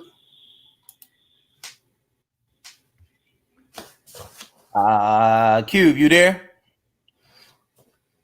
Okay, I think he might have lost his signal real quick. I just want to. I lost signal. Yeah. No, we didn't hear you. I didn't hear you. Oh, you didn't hear what I said? Oh, well, no. What I was saying was, I understand that you're using the caveats, and I also understand that you're using the outliers, and you're using the exceptions to the rule. But then we would have to say, well, does the safety belt saves more lives versus not wearing the safety belt? Yeah, I guess statistics would probably say that a safety belt would save more lives. I mean, I wouldn't deny that. Okay, cool. So now, and I'm almost done, Chris. I'm gonna pass it to you. So now, if the safety belt saves more lives, do you believe when you're traveling on 485? We live in the same city. If you're on Hmm. 45, they have a speed limit of 70 miles per hour. You're on 485, you're doing 70 miles per hour. If you were to get into a crash, who would you depend on more, that safety belt or YHWH? Well, if I don't wear the safety belt, I guess I'm depending on YHWH more than anything. No. That's not what I'm asking. I'm asking who would you depend on more, the safety belt or YHWH? See, man, you got a different outlook on life. So, I mean, I'm answering that question how I would answer it. I mean, I haven't been in an accident, so I'm answering it about me and my circumstances. When I don't wear it, I have trust in the God of Israel. You know what I'm saying? So, and I Okay, feel so like so I'm that's protected. okay. And, Okay, and then so I so and then plus I feel like everything's ordained anyway. So, well, if that's the case, there you don't need a safety belt because YHWH would be a safety belt, right? right. So would it be fair to say to use you as a case study to where you never use your safety belt for the rest of your life, and let's see if you get into an accident to see what happens? Well, then Would I'll you? be going. Then I'll be going against the feeling that I get in certain situations. So that What what feeling I is mean. that? What feeling is Well, you that? know, sometimes I just get the urge to put on a seatbelt, and sometimes I Well, hold don't. on, but So hold on. But why would you ever get a feeling to put on a safety belt when maybe it's YHWH? YHWH. Maybe it's YHWH telling But me to put why on a would he safety belt. tell? But why would he even tell you to put on a safety belt when you have more faith in him than the safety belt? Well, I mean, come on. Why? I mean, that doesn't even make sense. I mean, I know you think that sounds like, a good question, and I see the logic that you're trying to make, but sometimes I got the urge to put it on, and sometimes I don't. You're But not gonna. You're not. I mean, I don't get the safety belt situation. You know what I mean? I no, I'm don't get only that. asking. Listen, I'm only asking. Why would you need a safety belt if YHWH is your safety belt? That's Yeah, that's because that's that's also, the crux. That's really the crux of it. so You can really don't need a YHWH. safety belt. So can YHWH not tell me to put on a safety belt? No, but why would YHWH tell you to put on a safety belt when he can protect you from anything? That's the point. He Yeah, but doesn't I'm. need you. He doesn't need listen, he doesn't need you to put on a safety belt if he can protect you from everything. That's the point, bro. Yeah, but even when I put my safety belt on, nothing's happened. So if I get that urge to put it on, I'm gonna put it on. I mean, I'm not doing it consciously or unconsciously. I'm just doing what I feel at that moment. You know what I mean? And I could be driven by that spirit. I mean, that's So a ridiculous question. no, brother. Okay, well, I see you're not getting that. So let me just ask you the last question. When you walk across the street, do you look left and right? Of course, Why? because I mean, first of all, Do you I not think. feel do you not feel that Why is it YHWH so hard to? do you But why would I tempt? No, know but what I'm saying, why would I tempt the answer. Lord? Why would I tempt the Lord? no, you're not These ain't tempting no any no, politics. That's just you're like not Jesus tempting. jumping off the cliff. That's But crazy. but bro, That's you're that's a not foolish question. no, I'm not asking you to jump off a So I'm cliff. I'm supposed to just just talking. walk across the street without looking and say, "Oh, why is WH?" Come on, man. Why is WH gave me enough sense to look both ways before I cross the street?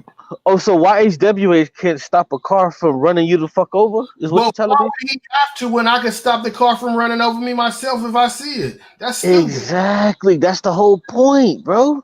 That's the whole What? point.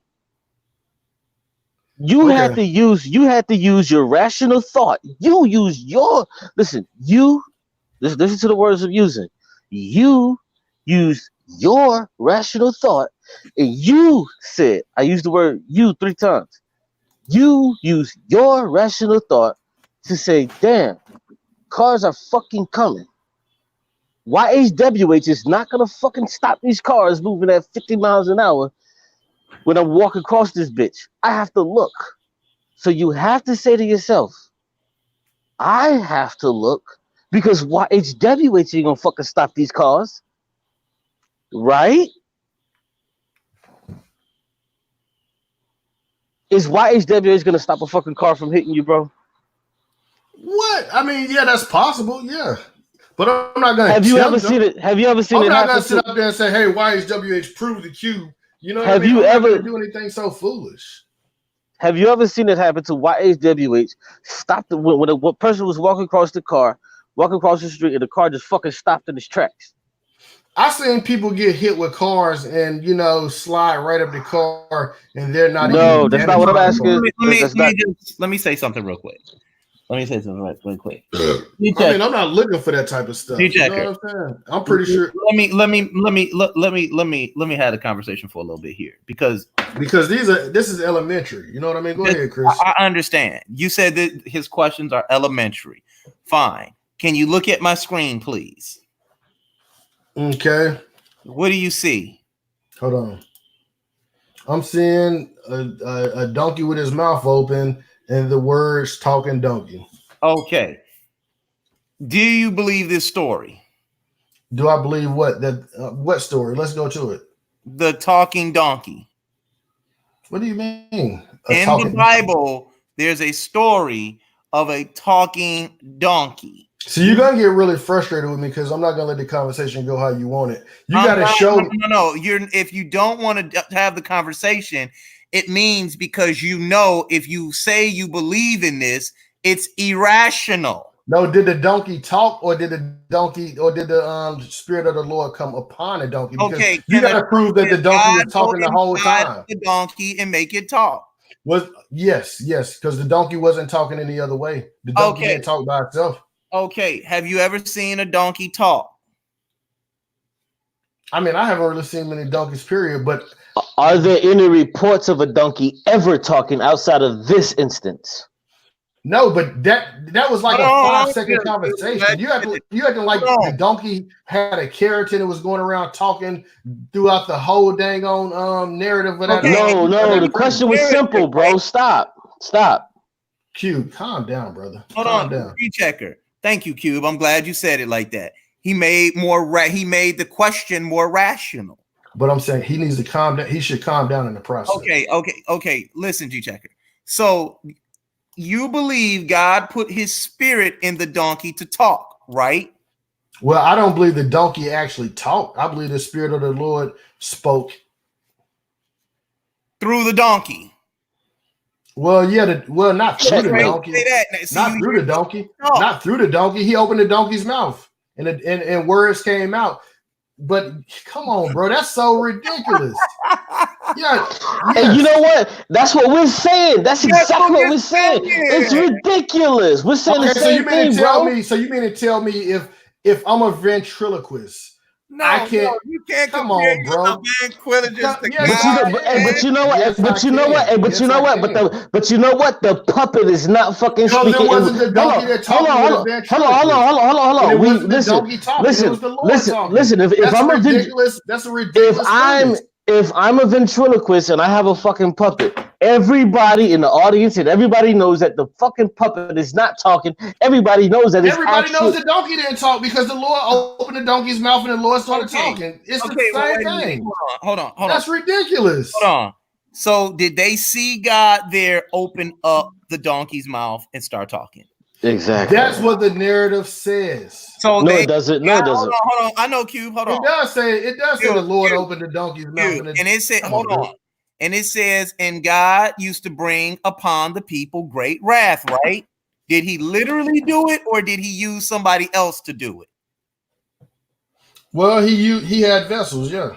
Okay. So this donkey was a vessel, right? What? See? This I don't have to go no further. Let's pull up the text. You want to screenshot the text? I'm not. See, this is why he booted you earlier, bro. Like, for real. Like, it doesn't matter to me because I'm gonna do a follow-up video regardless, Cube. It doesn't matter. All right, what's your channel so I can subscribe? Hold on, no, Q. Are we gonna stay right here? Don't get burnt out. Don't get burnt out. Story of a talking donkey. In it, you want to say God opened up his mouth to talk, asked you concerning your text, and you said that I asked you, was the Lord literally standing there and opened up his mouth, right? And you said, let's go to the text. We already know the story. It's like sometimes you don't want to stand on this book that you. I'm standing on it. Okay, did the donkey talk? No, the donkey didn't talk. Wow. Oh my God. Okay, I'm about to pull the story up, Q. Okay, cool. That's crazy. Now you don't. Now you're saying the talking donkey didn't talk. You sure? The donkey didn't talk. Okay. Yeah, this is sad. Like, it clearly says that the fucking. Dude, I don't need your ad libs. I mean, I'm not talking to you. I'm talking to Chris. But you're talking about me. I'm talking you know to what I mean? So what you mean talking about you? I never said your name. I'm telling you. I'm responding to what was said. It clearly says the fucking donkey spoke. You're wrong on this. All we have to do is wait for him to pull it up, and he can read it. It says the donkey spoke. This is not no ventriloquist action. The donkey spoke. It's a ventriloquist. Right go ahead. God was playing with the dummy dumb. But see, you know, it's actually a false equivalency because he's trying to liken it to a ventriloquist when he's trying to say, well, you know what, I'm right here and I have a puppet and I'm speaking for the donkey. But in this situation, it was actually the fucking donkey that spoke. But go ahead and read that so he can slit his wrist. All right. I'm about to read it right here. Because here's the funny thing about this whole thing. It said, you know, and according to the biblical eschatology, whatever the spirit of the Lord rests upon in, they have ability to live and to talk. So if your God's spirit is in me, this is the reason why I'm talking. So technically, he's opening up my mouth to speak according to the biblical eschatology. That's the word you should learn. All right. Hold on. Okay, I'm gonna share this screen. Here it is, right here. Can you see it, Q? Yeah, I see you right there, bro. Numbers 22 and 28. It said right here that then the Lord opened and it said to Balaam, what have I done to make you beat me 3 times? Hold on, wait. Was that the donkey that said that? Man beat the Lord. Hey, you break it up. Hey, Chris, you break it up, bro. Did the man beat God or did he beat the donkey? Hey, G-Checker, is he breaking up to you too, or is that just me? Hey, G-Checker, is he breaking up to you too, or is that just me? 3 times. So the donkey spoke to this motherfucker, and in verse 29, Balaam answered the donkey. The donkey said it. Did I get muted or something?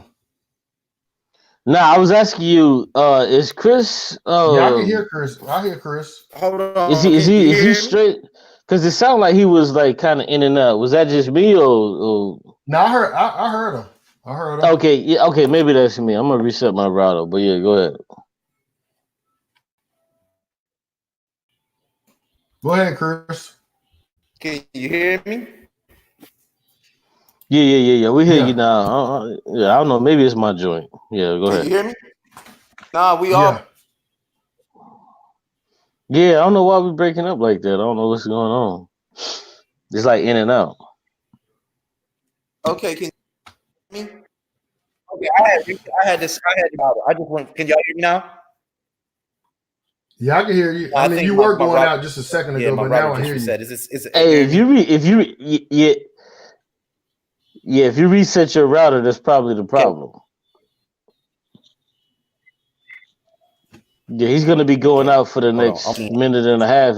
If you just reset your router, you're gonna be going out for the next minute and a half.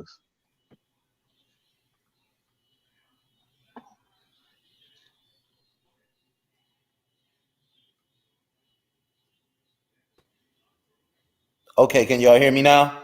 Yeah. Yeah, can you hear me okay? Or am I Yeah, I can hear stuttering? you Or? loud and clear. I can hear you Yep. loud and clear. All right, cool. Okay, now in Numbers 22 and 8:28, this is what it says. I'm gonna read. It says right here. I'm gonna read it to you. Then the Lord opened up the mouth of the donkey, and it said to Balaam, "What have I done to you that you have struck me these 3 times?" That's what it says. Yeah, it does say that. Okay, so the donkey was speaking. After the Lord opens his mouth. Okay, it don't matter. A donkey was still talking. Okay. The man was having a conversation with the donkey. Was God standing there and literally opened up the donkey's mouth? Well, I mean, you see that this angel of the Lord was right there. So, I mean, that's the representative of the Lord. I just asked you. You run into the angel of the Lord. Yes. I asked you a question. Did God literally open up the donkey's mouth with his bare hand? Come on, dude. Come on. I'm asking you a question.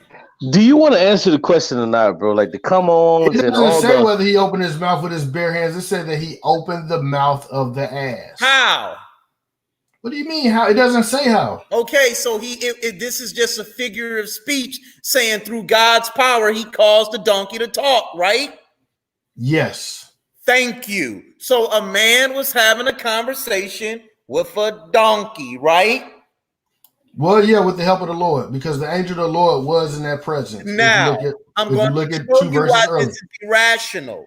Because you believe that God made a fucking donkey talk, but you don't want to believe God can protect the goddamn car from hitting your black ass. Now, which sense do that make? Who said he couldn't? But I said, why would I tempt the Lord? Come on, dude, that's crazy. The Lord when he's supposed to protect you. Well, what? So I'm supposed to just walk out blindly in front of man. Yeah, that is ridiculous. About walking out blindly in front of. So why would I not look both ways? Why would I cross the street without looking both ways?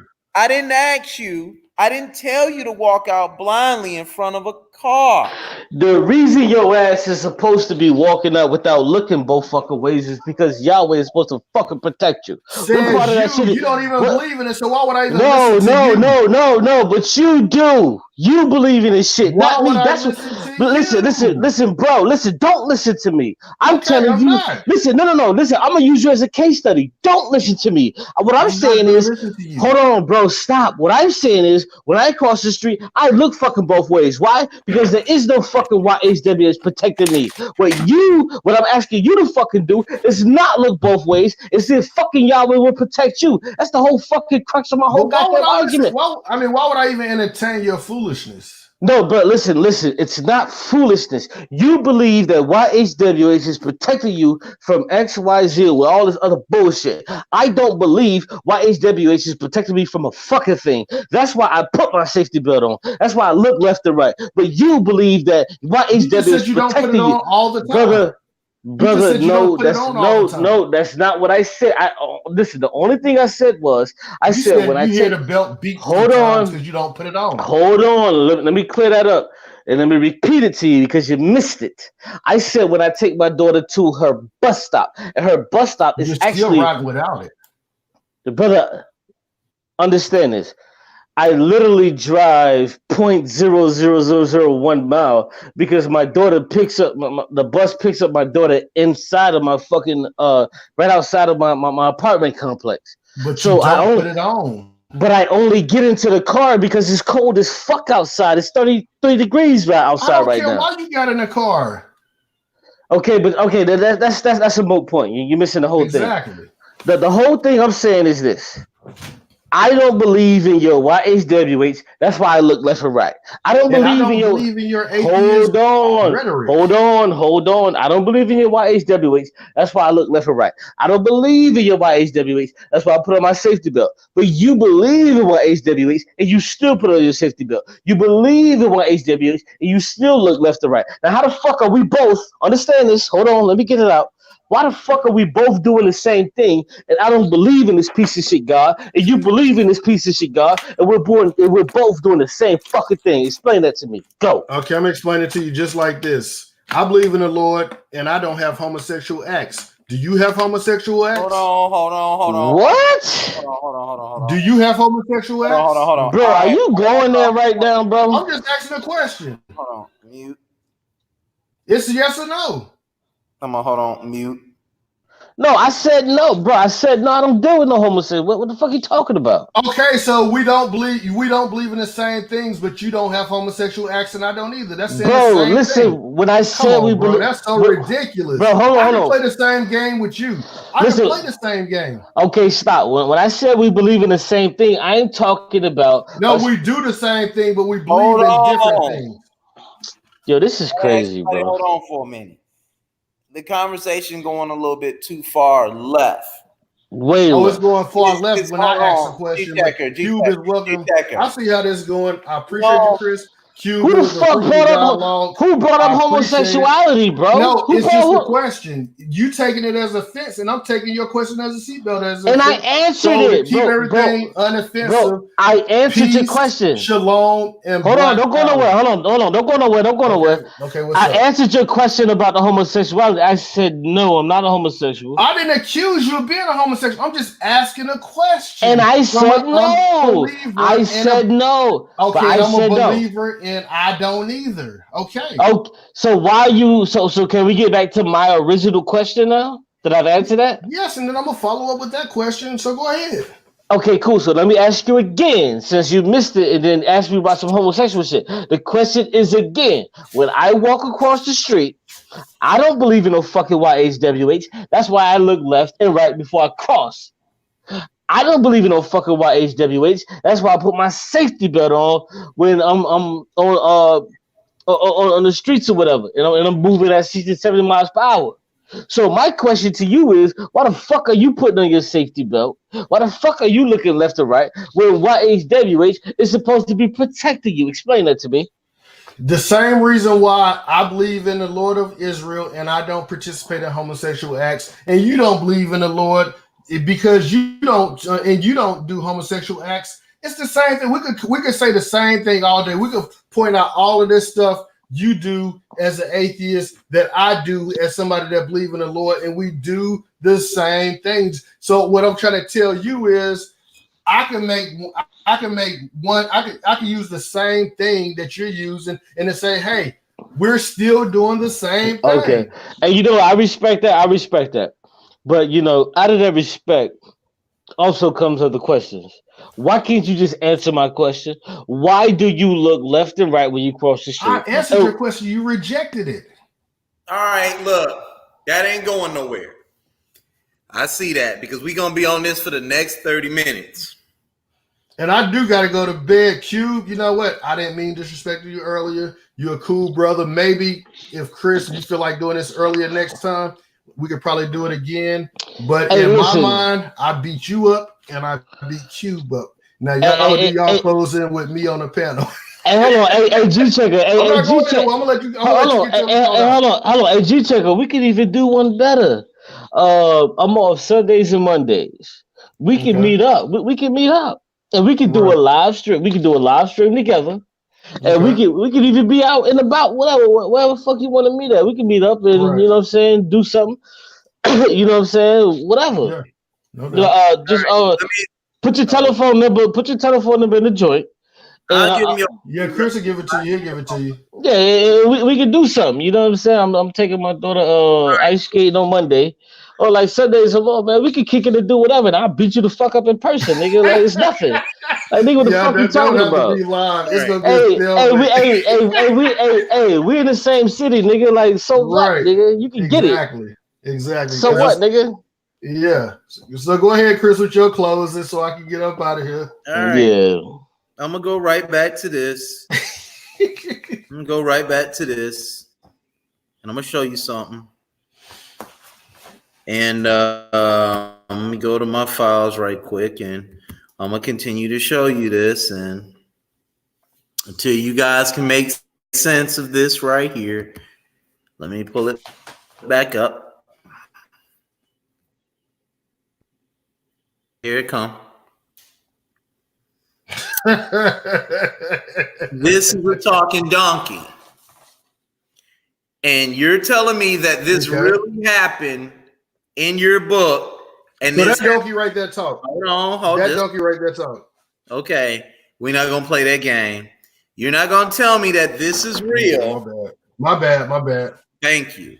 But I can't honor this right here. You can't tell me there's something with wrong under not honoring principles within myself.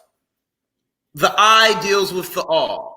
You want to knock my thought? Go right on here, call it whatever you want. But you know the first stairs, the first time you ever ascended to something was on your mama's lap.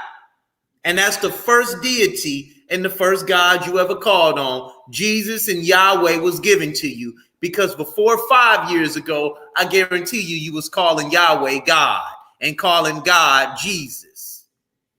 Somebody gave you this idea and you believed it, no matter how nonsensical it is. No matter how nonsensical all these flood myths are. No matter how silly they sound, you have to choose to believe this. I've rejected all things that I cannot prove. I am human. I am that I am. And I'm going to continue to ask people simple questions that I know they don't want to answer concerning certain biblical texts because you know it's not real. And most of it has to do with your foundation and the establishment of your guys' so-called nation. You guys don't deal with anything. You guys find a way to make blanket statements and to run away from every ideology that I present within your text that's being presented to the masses as real. I have not offensively killed people. I have not underestimated what is needed for goodness to flourish. I have not been negative to life. I have not strayed from morality. I have not enslaved nor extorted. When your book clearly says it's okay to do both in your law, backed up by your Mishnah and Talmudic writings, it's okay to sell dead meat to other people. You mean meat that die of itself? That die of itself. It's okay, but don't sell it to the children of Israel.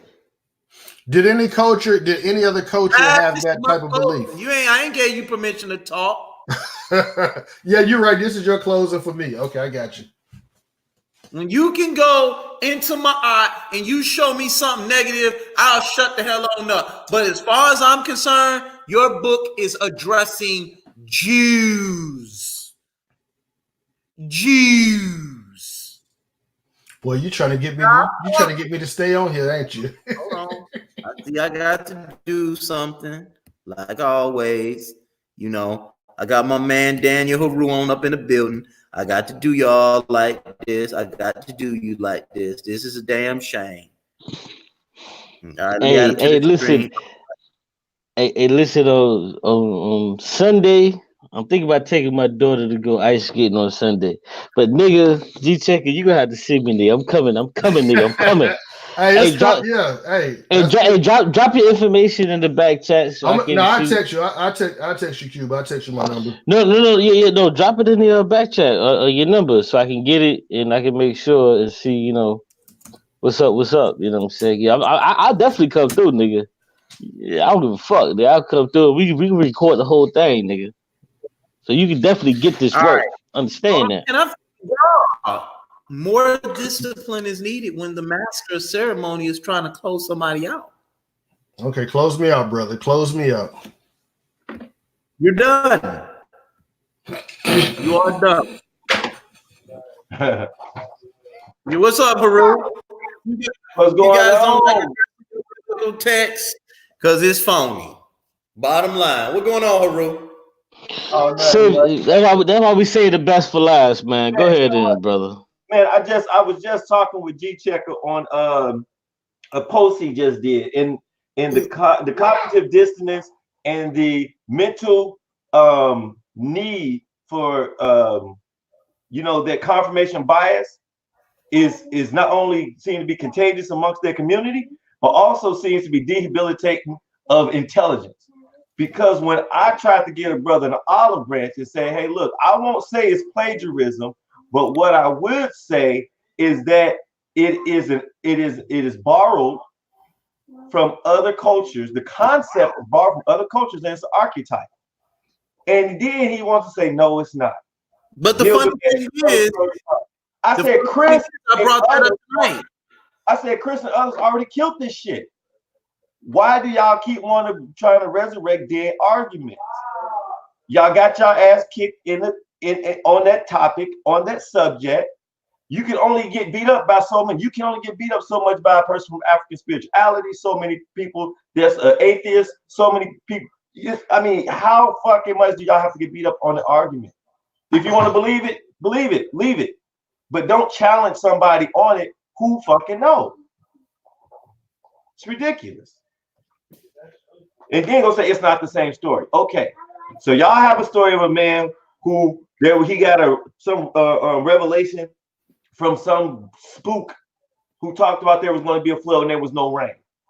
So in the Epic of Gilgamesh, another man got the same revelation of there's going to be a flood, got instruction on how to build this ark. They got an instruction on how to build an ark. He gave order to bring animals on. You told to bring animals on. There was a flood for so many days, whether it was months, weeks, years, it doesn't matter. There was a time period. Then it subsided. Both stories. Then you let it off, both with your families. And somehow, in your mind, that is not the same damn story. So I have to wonder, either these people are really mentally ill, don't have the ability to be educated, or they're just plain liars. It's one or the other. They are beyond approach of admitting when you're wrong, when they're wrong, or having the ability to have critical thinking, using logic, reasoning, and common sense off of evidence, not out of emotions or faith. Well, that's what our entire discussion was about tonight, about that Noah's Ark and Gilgamesh, and he was trying to make the argument that I have to prove plagiarism. No, you have to prove that your idea is original.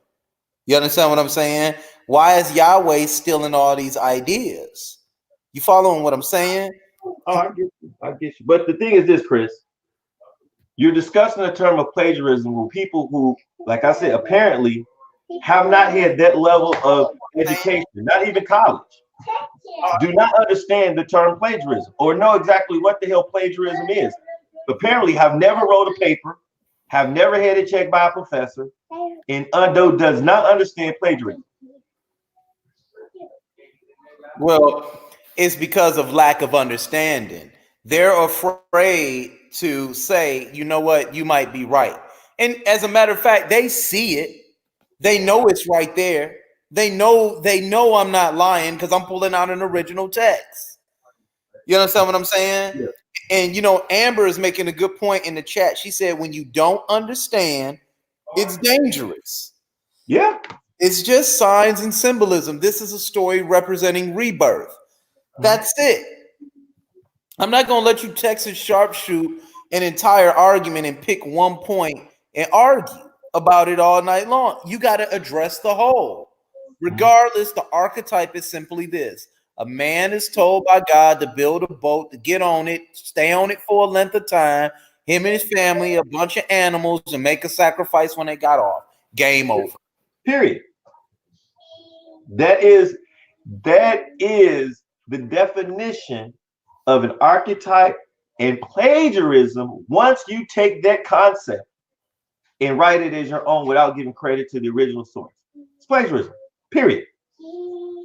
There's no way around it, because the fact is, you can't show, like you said, you can't show that story existing before the story of Gilgamesh, or before the story that came from the story of Gilgamesh, or the story that came before the story that came before Gilgamesh.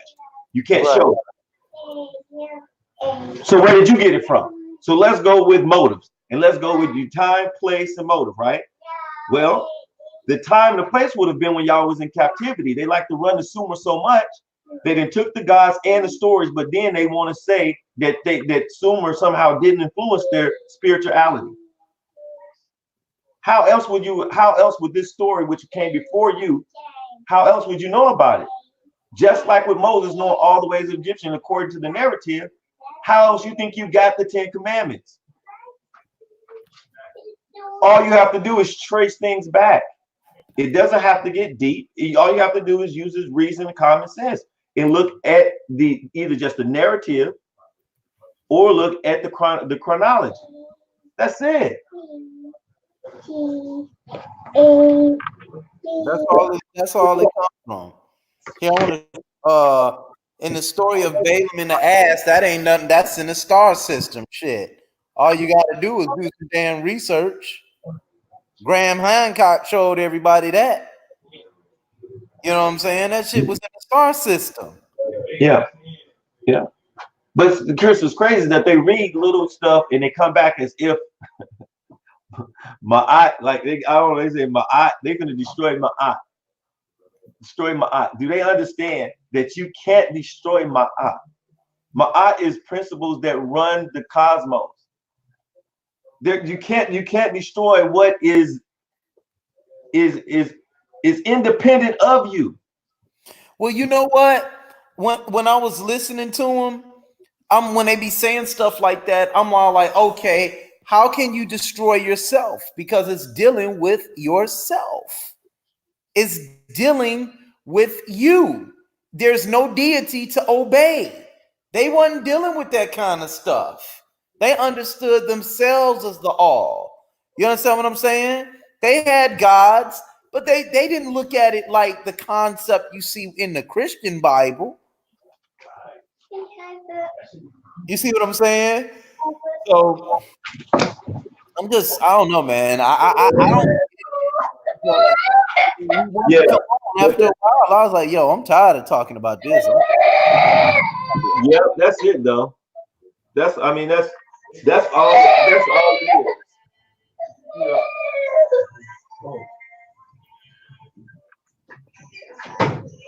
You can keep talking to them until your head turns blue. You know what I'm saying? Mm-hmm. But the thing is that you can talk to them until your head turns blue.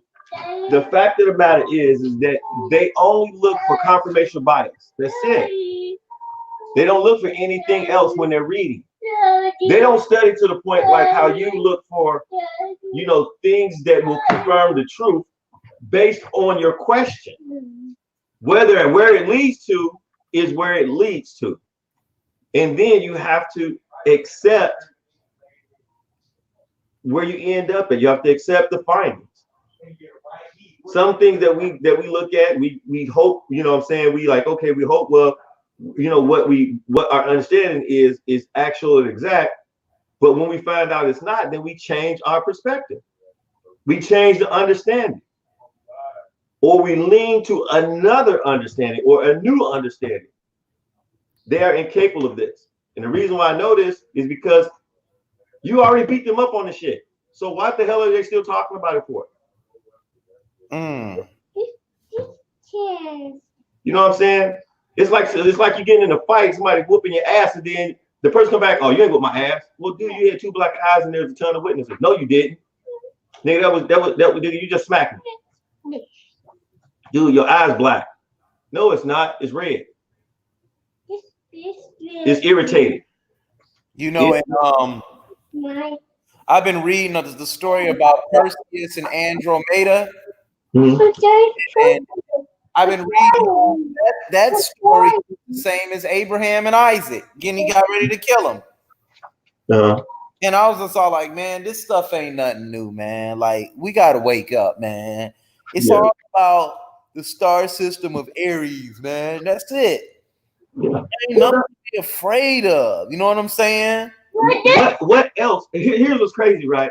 It's not star worship, but in the book, in the New Testament, Joseph and Mary was led by a damn star. Apparently, they were looking up for something. They look at the moon. This esoteric, this astrology, this stuff is all throughout their book. It's all throughout ancient literature. So I don't understand why they scared of it. Right? You know what I'm saying? There's nothing they can prove. Man, like I said up there, it said, when you try to break the story of Balaam and them down according to nature and according to what I like to call astrotheology, they be telling you sound crazy.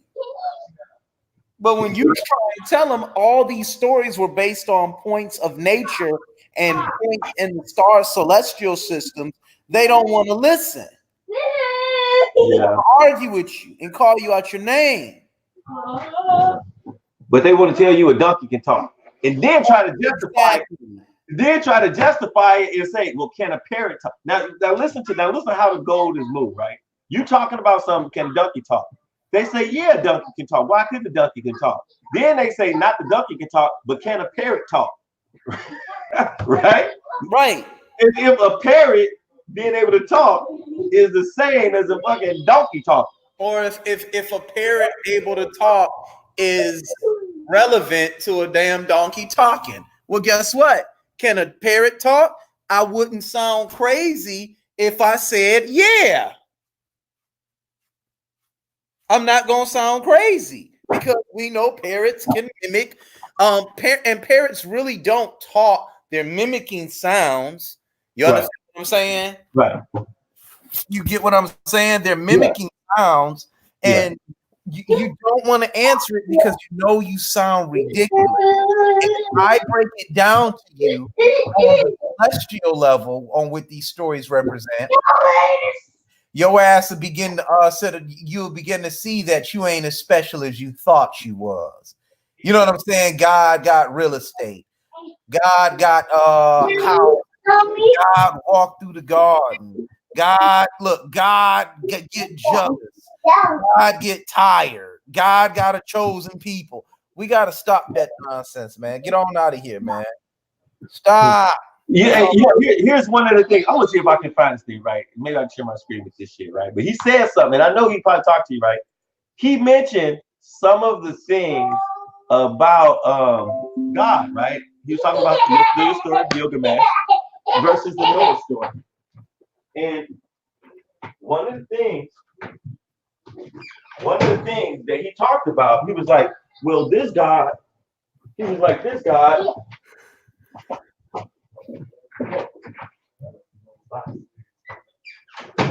one of the things that he was saying was that he said God, what did he say? He said God was scared, or God regretted that he made them, or something like that. And I'm like, didn't your Bible say that?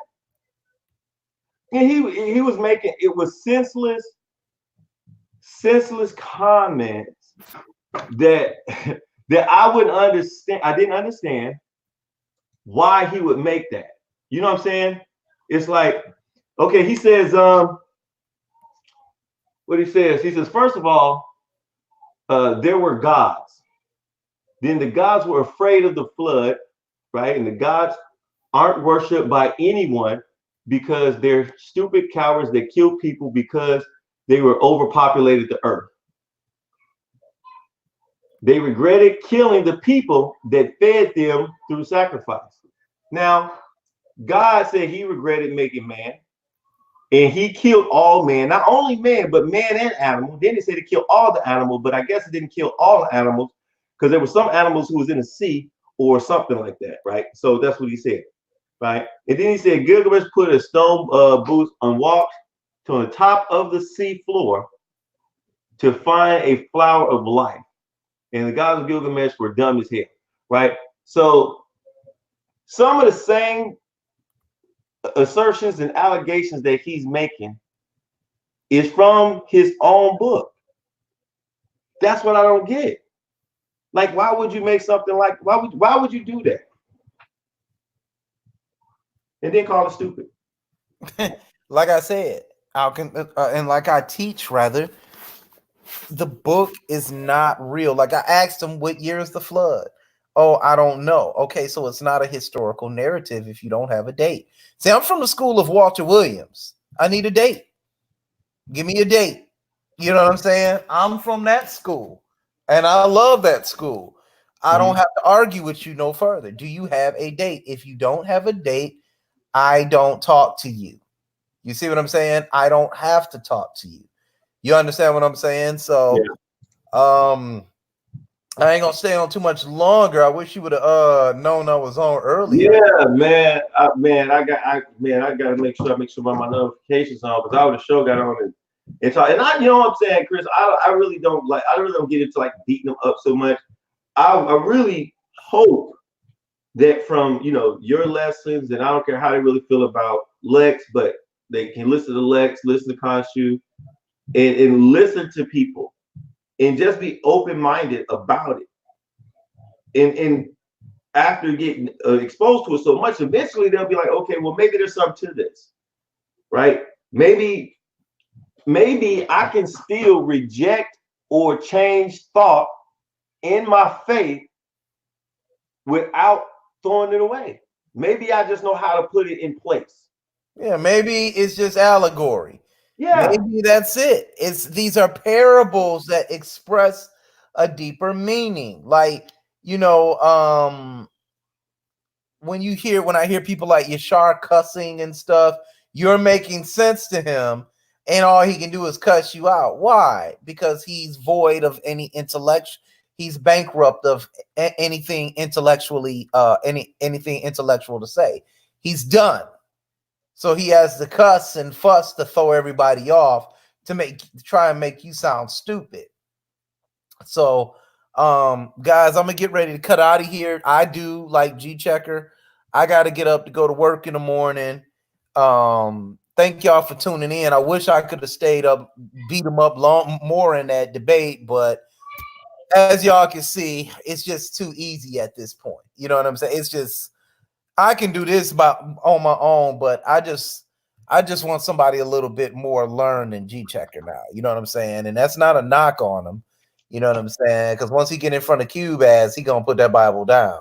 You know what I'm saying? I guarantee y'all that he gonna put that goddamn Bible down and make you examine your goddamn self. So, with that being said, Daniel Haru, I'm gonna let you close this one on out. Well, I'm gonna end it like my boy Chris say. I am that I am. Know thyself. Continue to venerate your ancestors, and Hotepu to all the family. One love. One love, y'all. Peace. We signing out.